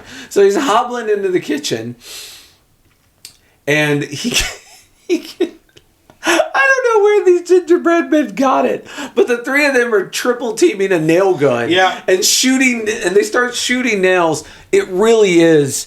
And he picks up a cutting board to protect himself. And I, again, got Gremlins flashbacks of when she's fighting the gremlins when in the fucking in the kitchen. Mom he's fighting gingerbread men in this kitchen, and he's using the cutting board to like keep nails from going into his eyeballs. And we're cutting back and forth between the fight in the kitchen and the fight in the attic. So like the toys attack Tom, Sarah, and Linda, and Howard hears it. Yeah. And then he gets shot in the back with a nail. He's like, what the fuck? And he turns around and he sees the gingerbread men have come alive and they got this nail gun. And his eyes are just wide as And the nail gun was left on the counter from when they were fucking boarding up the windows. Ah, smart. Okay, that makes sense. And so he's like, oh, what the hell? And he just sees him. He's like, what is happening right now? And so he gets shot again in the side of the leg a couple more times, and he starts hobbling on the ground. He's like, fuck this. He grabs the cutting board and starts using it as a shield. Yep. They run out of fucking nails. Yeah. And there's a lantern, because again, no electricity. So there's a lantern on the table, and he shotgun shoots it and causes a fucking explosion. All of it on fire. Yeah. But they're like, oh, we're still alive. Ah! Yeah. They start charging at him, so he shoots one. Yep. One shoots two. Yeah. He shoots the second one, and then the third one he misses. He's like, ha ha! He grabs a sharpened I don't know where I got a sharpened candy cane from, but it's like, whoa! They come equipped with those, and it just slow mo's with this evil gingerbread man with a sharpened shank of a candy cane. And you think this is the end of Howard? No. But the hit never comes. And you look up, and MVP, and the bulldog is sitting there licking his lips. He just had him a cookie snack. Interception by Rosie midair, chomping on the gingerbread man. And Howard's like, good dog. And so we cut back upstairs to the three other adults being attacked. And this is when Linda goes ape shit. Well, she is actually... Right? She is trying to help save her sister. Sarah is being attacked by the angel topper demon thing, who is now trying to hang... with Christmas lights, hang Sarah from the banister in the fucking attic. Yeah. And it's just giggling, laughing, and the whole time, Linda's like, no, I gotta try and, get her free. This bear thing is biting on her arm. Which is weird, because I just saw another horror movie called Ouija Board, where a lady got hung with Christmas lights. So, it's a Christmas theme. But, and finally, when she looks over, Linda is being attacked by the teddy bear, she sees Jordy covered in slime, like it wasn't fully digested and eaten. Yeah. She's like, my baby! She goes mama bear mode, as I called it, and she rips the stupid fucking teddy bear off. Stops the robot, stops the angel, and then Sarah re-stops the robot because it pops up again. Well, she yanks the fucking teddy bear off, she grabs the axe, slashes through the Christmas lights to drop her sister. Yeah. She smacks the angel, then she smacks the robot off of fucking Tom's back. Yeah. Then she goes and she tries to, takes a little bit too long, tries to chop the end of the worm thing before it can get all the way to the vent. Yeah. She's like, no, give me back my kids. I'm like, you wasted 5 seconds. You could have easily smashed the thing. And as soon as she goes to chop down, misses. It got the vent open. Yeah, it got the vent open. And they reconvene downstairs. And this is the part. The slime. She tries to wake Jordy up, and Jordy's still alive. Yeah. Barely alive. She's like, what's happening? And he just dragged this kid. Come on. I thought that was funny. They don't have time. That was so funny. They do not have time to get Jordan up and properly. They're they drag Jordan's ass downstairs. That made me laugh. Stevie is lost to the puppet. But they get downstairs, they reconvene, and Howard's like, what'd you see up the stairs? And Linda's like, you don't want to know. And he's like, I just got my ass kicked by 3 gingerbread cookies. Let me assure you, there's nothing you can tell me I'm not prepared for. And at this point is when Zeke goes into the vent, right? After the Jack-in-the-Box. Because you hear it in the vents up ahead. And Max straight up opens the vent so the dog can get in and go after the fucking and then you just get this very funny scene of everyone just looking around as you hear like and like noises all up and then silence and then no Rosie, then the whole roof falls through and the giant worm thing's there and it lands and it's flailing around and fucking Howard's getting ready to fucking end it. But then the surviving toys come down. Yeah, the surviving toys and then the teddy bear, boom, headshot. Dorothy saves the day. Yeah. Aunt Dorothy kills that killer teddy bear. And the angel. It's got blood, like green blood. Green goo, yeah. I was like, trolls? Yeah? Trolls. It's an all veggie diet. Yeah. The bears have. And then she blows away the angel. Shoots it into the wreath. Yeah. New decoration. Yeah. It's like... You know what Beyonce said? Beyonce said, that's actually kind of a cool decoration. Well, Linda and Sarah don't have to fight over the topper anymore because someone can take that one. But yeah, Dorothy whooping that ass until the elves show up. And man, the elves are so cool. They look druidic. With like these wooden masks. I follow the guy who made the masks for that movie on Instagram. Yeah. And I didn't know it for the longest time. I just thought he made cool masks. Yeah. And he posted like a memory thing. He's like, yeah, this was a really special project. And he showed all the different dark elf masks he made. Yeah. Bro. So cool. They are a mixture of, like you said, wood, porcelain, latex that's like looks like rotten flesh. Yeah. They also have pieces of porcelain embedded into them. Yeah, well, they also have, like, one of them had, like, a baby doll head on its shoulder. So they have toys incorporated into their druidic armor. So it's, like, wood and also toy pieces and also ceramic and, like, meat, like deer meat. And, like, they're great. They're so good. And did you know that supposedly Seth Green... was one of these elves. And so was Justin Roiland. Yeah. The original voice of Morty and Rick from Rick and Morty before he was fired. Oh, yes. Well. The original guy. The original guy who was Rick and Morty. Gotcha. Okay. He was also in this as a voice / elf buddy. Yeah. But, yeah, Seth Green. And also, there's a Robot Chicken poster cameo later. So Seth Green got his shit. That's funny. Much like in wrestling, how you got to get your shit in. Yeah. Yeah, Seth got his shit in. That's funny. When he wakes up at the end and he's back in his bedroom, there's a Robot Chicken poster on the wall of like, Seth Green, you magnificent bastard. But yeah, they break in. The elves literally bust, like they swing through the window like Indiana Jones on a whip. They all come like busting through the window. It is amazing. Like they look like Circus Olay like coming through there. And it's funny, those elves, the dark elves as I call them, they look like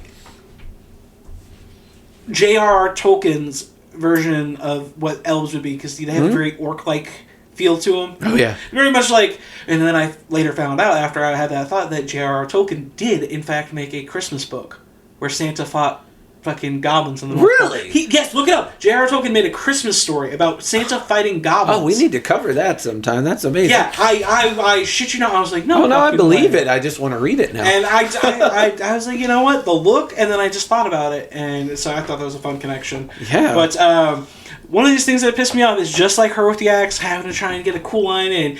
Dorothy tried to get cool with the shotgun, and right before she could blow the stupid fucking thing up, oh, I took too long trying to be an action star. Now we're done. We're doomed. Yeah, it becomes a joke eventually. Yeah. Like, in the same way Tom keeps saying, oh, man, like, Tom keeps getting frustrated in the funniest way.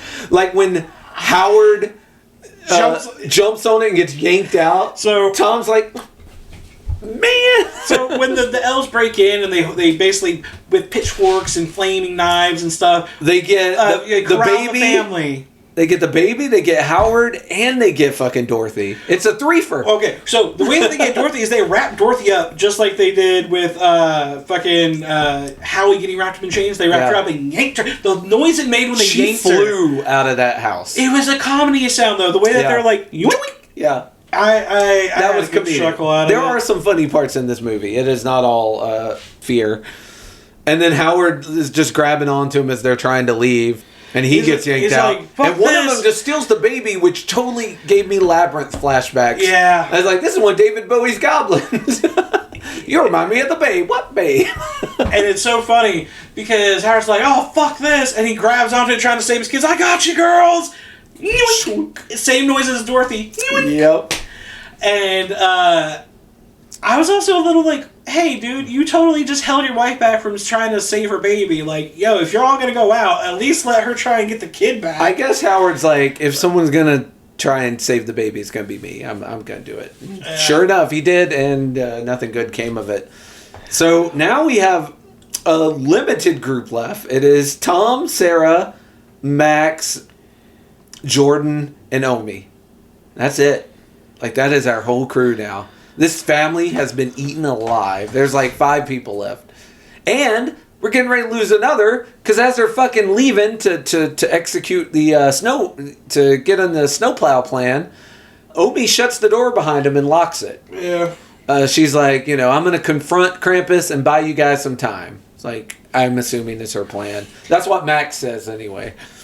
He's like, no, Omi, no. Well, that's Tom saying that. Max is like, no, she wants to confront Krampus. She did this for us. Like, Max is the grown-up in the room. Tom's the one beating on the door, trying to get back in. Which, again, I was like, damn, Max, you grew up quick. And Tom does make the tough call. He's like, all right, I'm going to leave my mother to get eaten by Krampus. I do love, before they escaped, when they're all being surrounded by the dark elves and stuff before they make a break for it. The reason why they have a chance to break for it is because the elves... Yeah. There's the loud thumping on the roof of Krampus. Yeah. The elves are like, Big Daddy's here. Oh, we back off. We back off. Yeah. It's not our time anymore. They back away. That's the only reason why there's a break long enough for them to run through the kitchen and get to the front door. Yeah. And so I was like, okay.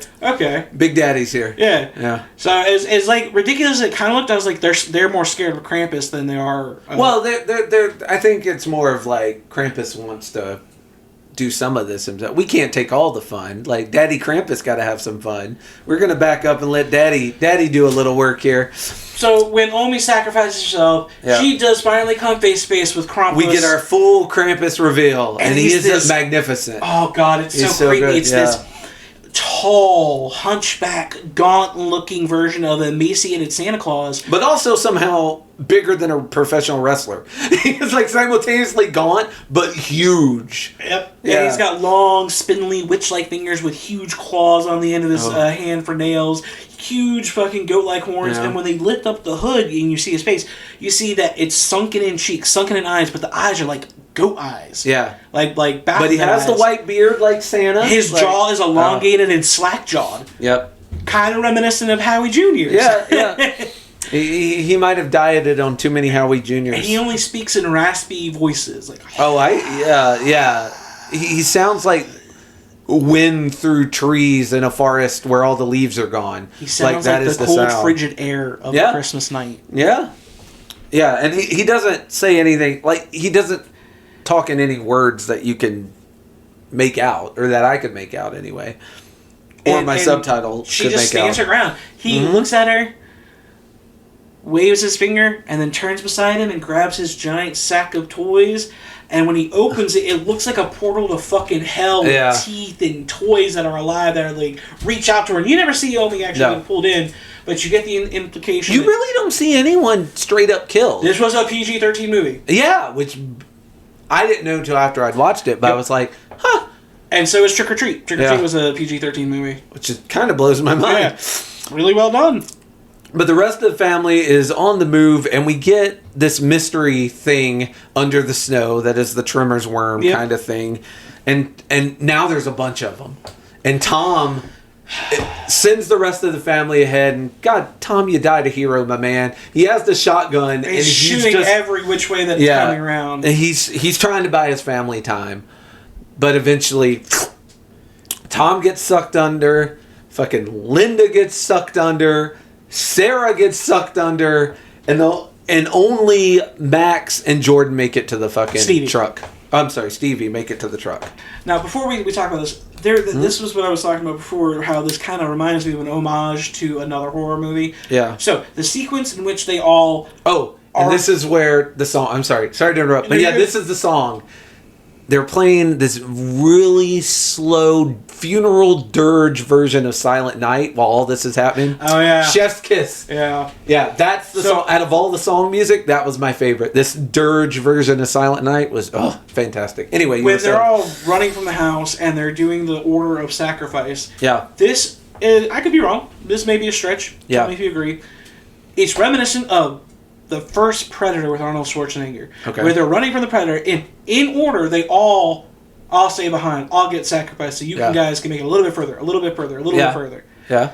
And I can see that. It's literally the same order of like, all right, our sacrifice isn't really slowing them down. We're still getting picked off. It's the same thing in Predator. Yeah. They were still getting picked off no matter how much they sacrificed. So the scene where Tom runs out of bullets and just kind of gives up. He lifts his arms up and lets himself get taken under. Yeah. Reminded me of the scene in Predator when he runs out of bullets and he just goes like this and lets the Predator blow a hole in his fucking chest. Yeah. It reminded me of that so much. I think that's a fair assumption. And if that wasn't an inspiration, it should have been. It was coincidental maybe, but it reminded me of that trope of like, all right, I'll pay honorable sacrifice so you guys can live, but it doesn't really make a difference. Yeah. Honestly, it doesn't slow them down. You still get fucked up in the end. No. And then even Stevie and Max are in the snowplow. Max is trying to get it started, but it won't start. The elves are beating the fuck out of the windows. And they just open the door and yank them both out. Yeah. Well, they yank them both out, but Stevie they take. But Max, they don't take. Krampus, Big Daddy shows up. Jumps right in front of him. Is like, yeah, and gives him a present. Yeah, and then leaves. the bauble, the bell. Yep. And he remembers Omi talking about how Krampus would leave one person to remember the cost of not keeping the Christmas spirit. And he's like, oh, that must be me. But Max does something that Omi did not. He does not take no for an answer. He starts chasing Krampus down. Goes to that pit that they're throwing the bodies in. He gets there right as Krampus is getting ready to get back on his sleigh and ride back to hell, I assume. The sleigh is fucking awesome, by the way. His dark deer, like his evil reindeer. Yeah, freaking... Oh, so good. Like skull goats and they're beating their heads against each other. All the elves are there. And there's, as Gorship said, there's a big hole, fiery pit. And they're just getting ready to toss. I think Stevie's the first one. They're just getting ready to toss Stevie. And Max comes up. And the movie's so clever because you think you're going to get this moment where Max talks Krampus out of it. He's like, no, Krampus, I didn't want this. I take my wish back. Blah, blah, blah, blah, blah. And at first... throws his fucking bauble back at Krampus that he just got. And it just burns a hole in the snow and dissolves. Yeah. And like some cracks start appearing. I'm like, oh, is it that easy to beat Krampus? And he storms up to Krampus and Krampus is like... Nah, dog, we're still doing this. Whoop! Down goes Stevie into the hole. He's trying to be like, no, take me instead. Yeah. Let them live. Yeah, and then you're like, oh, it's the sacrifice. That's the true meaning of Christmas. Krampus will spare him now. No. But Krampus is like, I will also take you. I love before he does that, when Max is like, please, and he's got like the single tear, Krampus... You think he's being all soft. He, scoops the single tear up with his claw and he looks at it. And then, him and the elves start laughing at him. At his fucking misery. Like, that's how that works. Yeah. Grabs him, holds him over. He's like, wait, but I took my wish back. Dropped. Motherfucker got dropped. And he wakes up in his own bed. Yeah. He falls to the pits of hell and he wakes up in his own bed. And that's where we see the robot chicken sign. And it's Christmas Day. His family, he can hear them downstairs. They're all still alive. Oh my God. This dream of Christmas that never was. See, that's the thing. When you talk about I wish Christmas was how it used to be, like, it was never like that. Your mind's just giving you rose-colored glasses of old Christmases. But he's going downstairs to this Christmas that he thought he wanted. He's like, oh my God. Everything looks happy and sunny. I want things to be back the way it was. It has this bright, shimmer, dreamlike filter over everything. Yep. It's a happy Christmas. Everybody's getting handed presents one at a time. Fucking Howie Jr. gets some brass knuckles. Hey, Maxi Pad. That's just something we never addressed. The entire time that Jordy and Stevie are making fun of Max, they call him Maxi Pad the entire time. Very clever. I completely forgot. We never addressed that from the jump, but yeah. I mean, I have nothing to say about it except clever. Bullies. So clever. I mean... Too easy. Like, low-hanging fruit, Jordan. You can do better. Yeah. I expect better from you and Stevie. But yeah, everyone's getting presents, and he's hugging his parents, and like... They're giving each other googly eyes. He's like, oh, am I also going to get my wish that my parents are getting back together? Everything's going great. A present set in front of him. Well, before that, he tries to take a breath, like a sigh of relief. Like, he's just so happy my family's back together. Yeah. He hugs Mom. She's like, what was that for? She's like, oh, I just had a bad dream. Then he hugs Dad. Yeah. I had a bad dream, but it's all good. We're all here together now. Yeah. Oh, hey, Max, here's your present. I wonder what you got. Well, no, it's not. It's not that overt. Like someone just sets it on his lap while he's hugging, like because they're handing presents out to everyone. So you don't even get the warning of a lot of attention paid to it. It's just kind of set there.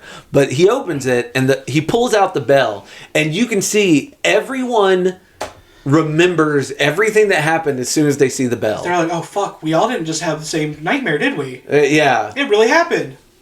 And then you zoom out, and I call it the Saint Elsewhere finish because there's an old show called Saint Elsewhere. And the very last episode, it turns out it was all happening inside a snow globe that an autistic kid was looking at. It's a very famous TV trope. I remember that. Yeah. So we get the Saint Elsewhere finish where it zooms out, and it's in a snow globe. And Krampus has all of these families in these snow globes all over the place. And I assume these are all the families where one of them wished, I wish Christmas was how it used to be.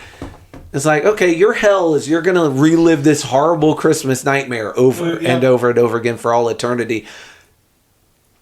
That alone should have made this an R-rated movie. That is nightmare fuel. And see, this was the question that arose whenever this ending was revealed for me. Yeah. And then my fiance brought it up again. Is like, all right, so are they going to be trapped in this like wonderful place for all eternity together, or is it going to be like where you're trapped but you have to relive the like purgatory, where like you have to relive the bad part every single night, and then whichever one's worse. I don't know which is worse. But yeah, whichever one Max would hate worse. Because there's a bunch of other snow globes on his workshop shelves. Like there's more. They're probably all different. Like each one's probably again.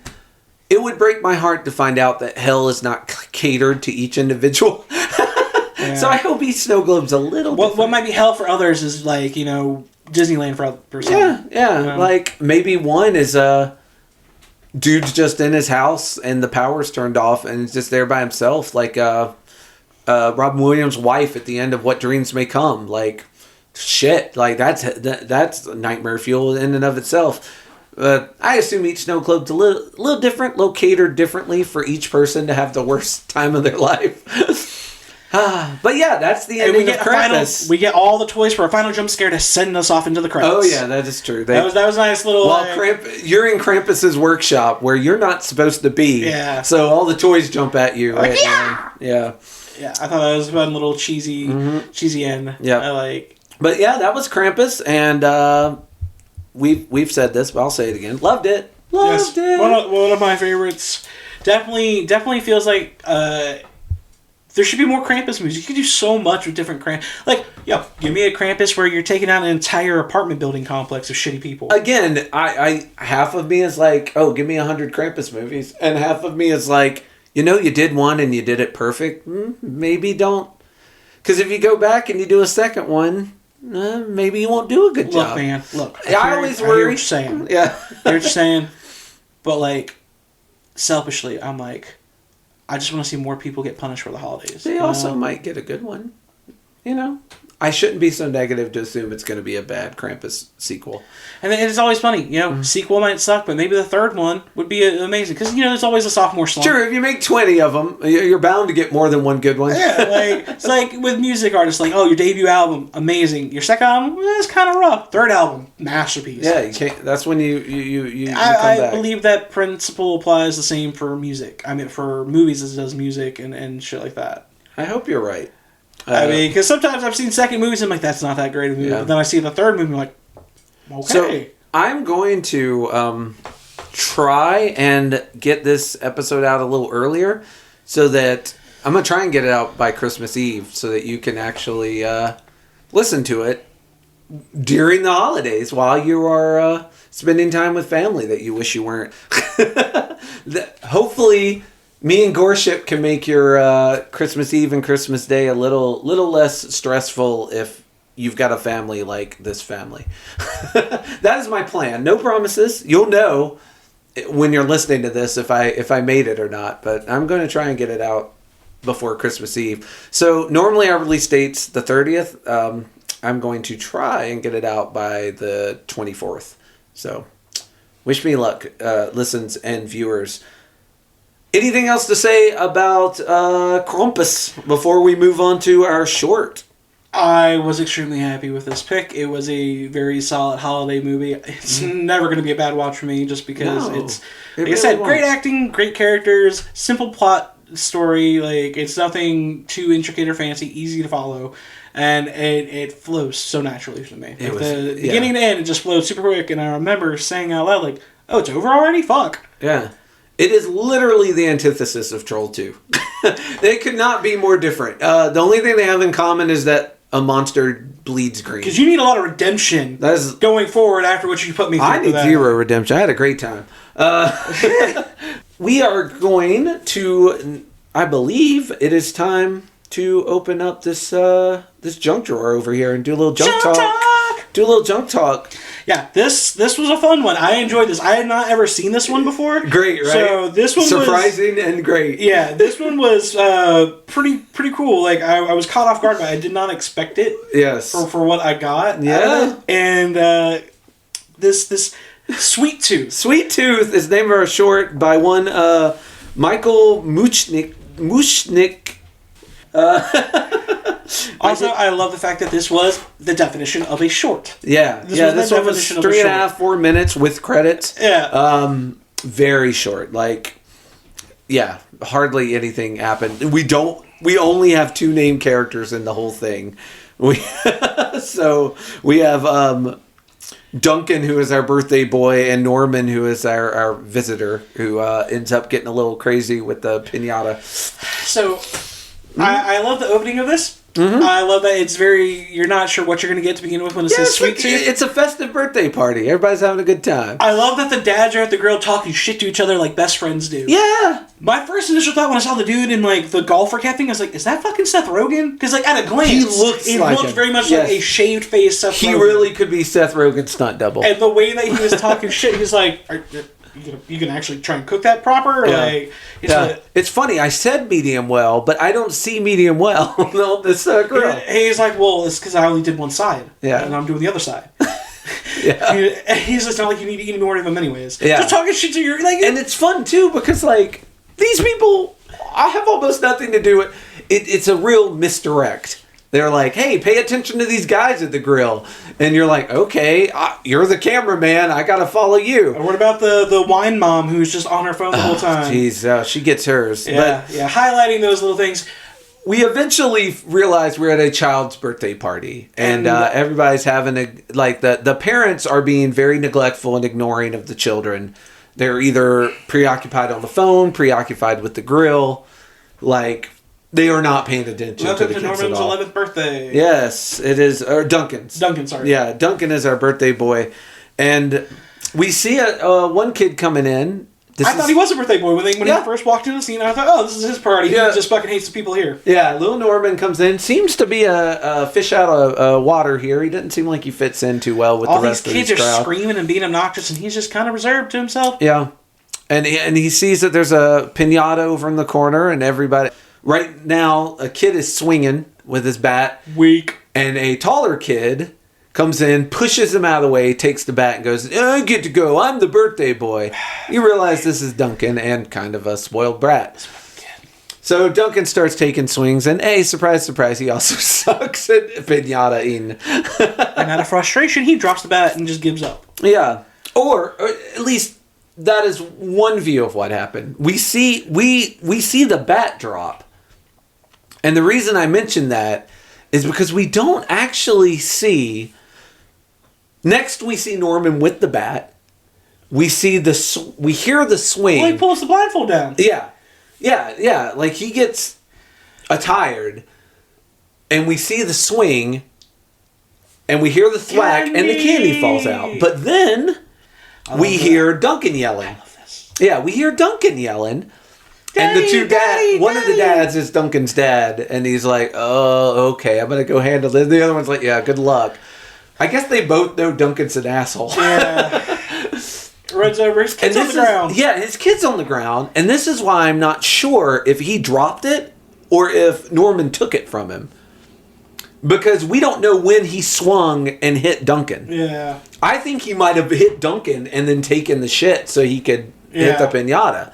But we don't know because it's all happening off camera. But what we do see is it looks like Duncan took a pink cupcake and smashed it on his face. Frosting and sprinkles all over this kid's nose and mouth. And he's like, he hit me. And it's leaking out of his mouth and out of his nose like a bloody nose. Yeah, but it's like pink frosting with sprinkles. It looks delicious. Duncan's dad's like, hey, what the hell? And Norman...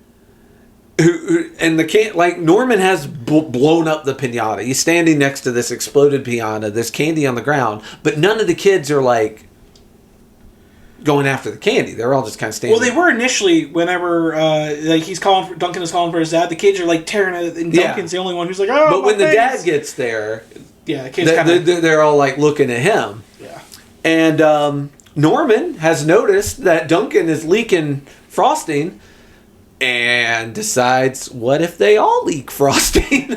Takes a swing on the dad with this bat. And slow motion, we just see Dad's jaw get bursted open and sprinkles. More pink frosting. Flying out, and he just falls down on the ground with a big old split face. His face is split open. With frosting. Yes. And we're like you see muscle tissue with frosting. It looks great, honestly. It's like everyone is made of cake. And so Norman goes cray. He takes this bat and he starts busting all these human cupcakes open. And then this one girl runs away and she's like, Mommy. She runs up to her mom. She's like, Mom. And it's the bitch on the phone. Yeah, and her mom puts the phone down. She's like, you're being very rude right now. I took you here. So you wouldn't keep bothering me. Yeah, and I'm like, oh, lady. Now go play with your friends. Yeah. And sure enough, she ends up with a face full of bats. Crack to the leg. Yeah. Her fucking frosting all over the phone. Her broken leg that is sticking out. Oh yeah, first it gets the leg, and then her broken leg has like it looks like an ice cream cone sticking out of it with but it's her fractured bone. And she looks up and there's little Norman with the bat, and he's covered in pink frosting. And he walks up, and she's like, "What the?" And it just splatters all over him again. Yeah, you see it. You see her cake, her fucking phone get covered in cake frosting and everything. We cut to night, and the cops are showing up. Once again, we're at the entrance point of the backyard where we see "Welcome to Duncan's 11th birthday." Yeah, and now there's like the red and blue lights, blinking off the sign, and the cops. There's like 4 cops. They bust open the back gate, and they're like, I got a man down. I got 2 girls down over here. Like, they're talking back and forth to each other. And there's frosting everywhere. And when the cops approach, they say, put your hands where we can see them. Stop what you're doing. Norman is at the picnic table, and there is a body slumped over the picnic table. The guy who was serving the hamburgers. Okay, the last to go, I guess. The guy serving the hamburger, and he's inside the guy's belly, pulling out chunks of this pink frosting and just eating. It's yum, yum, yum, yum. This transition. Yes. We cut back to the cops, and they're like, stop. No, we don't even cut to the cops. No? We start on one side of a cop, and the camera goes around the cop's back. Okay, yeah. So, from the left to the right. Yeah. On the left, we see a cop over his shoulder. He's looking at the child who is eating the grown man. Eating frosting out of a dude. Yeah. Slowly pans over that same cop's shoulder, and it is no longer a child. It is a full-grown man with a beard. No more frosting either. Yeah, it's blood. Blood and guts everywhere on the table. Still wearing the yellow t-shirt. And the birthday hat. Let's not forget, he put a birthday hat on before he started taking swings. Yep. And now, this full-grown man is just smiling with chunks of fucking human meat and blood running down his hands and his mouth. Yeah.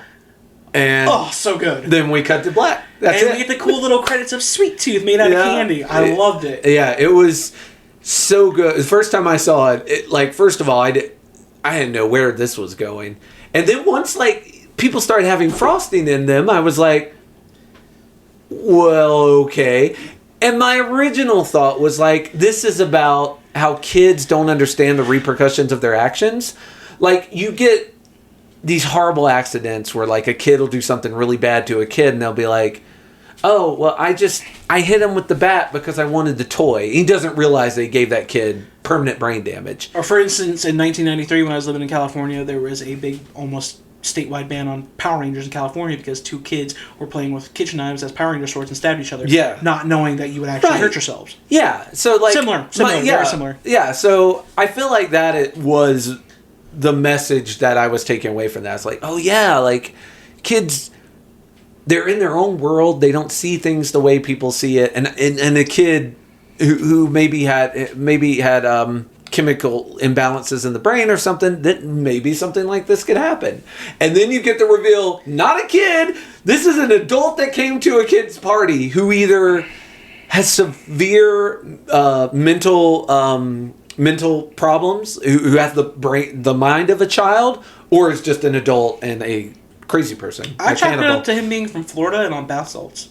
I mean, that had to happen in Florida, right? That's what it looked like. That was a Florida backyard. It definitely felt like it whenever we saw there was a grown-ass man eating somebody else that was made of frosting. That happens once a week in Florida. I was like, that feels very Floridian. Apologies to our Floridian viewers, but I apologize for nothing, Florida. Fair enough. Florida, you brought it upon yourselves. Yeah, do better, Florida.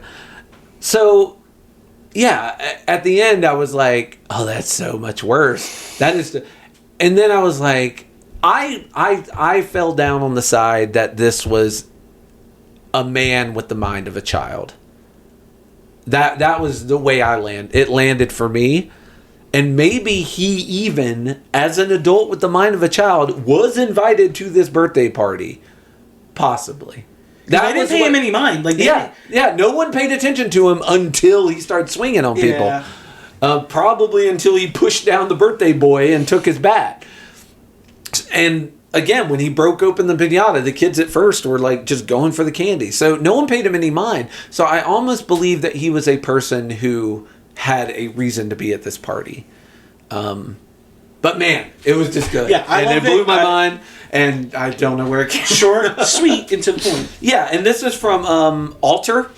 The Alter Art site. They do a lot of good stuff, so check them out. The link to this one will, of course, be in the show notes. Just a heads up, if you're not already signed into a YouTube profile and you're trying to watch this, for some reason, it is censored as you have to be 18 plus for mature content to watch it, even though there's no blood. It's except for like 2 seconds right at the end. Implicated blood.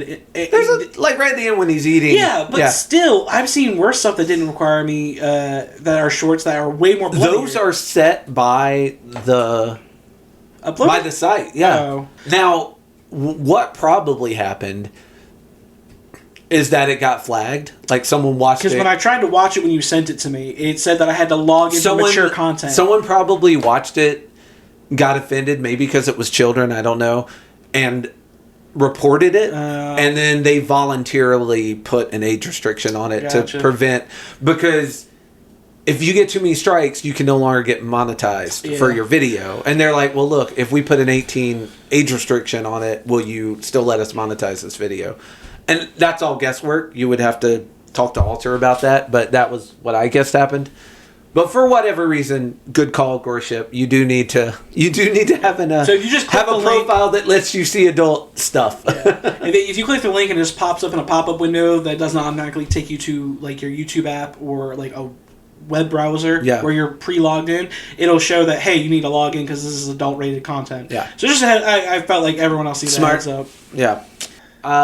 Great choice. I'm Great choice. I really enjoyed that. That one was just chef's kiss. That's, if not my favorite, probably my second or third. Like, one of the best shorts I've ever seen just in a long time. Like, that one hit me like the fucking sleep experiment, Sleepy Pasta, that started this entire franchise hit me. It just blew me away. I was so happy about it. This is probably one of my favorites that you picked.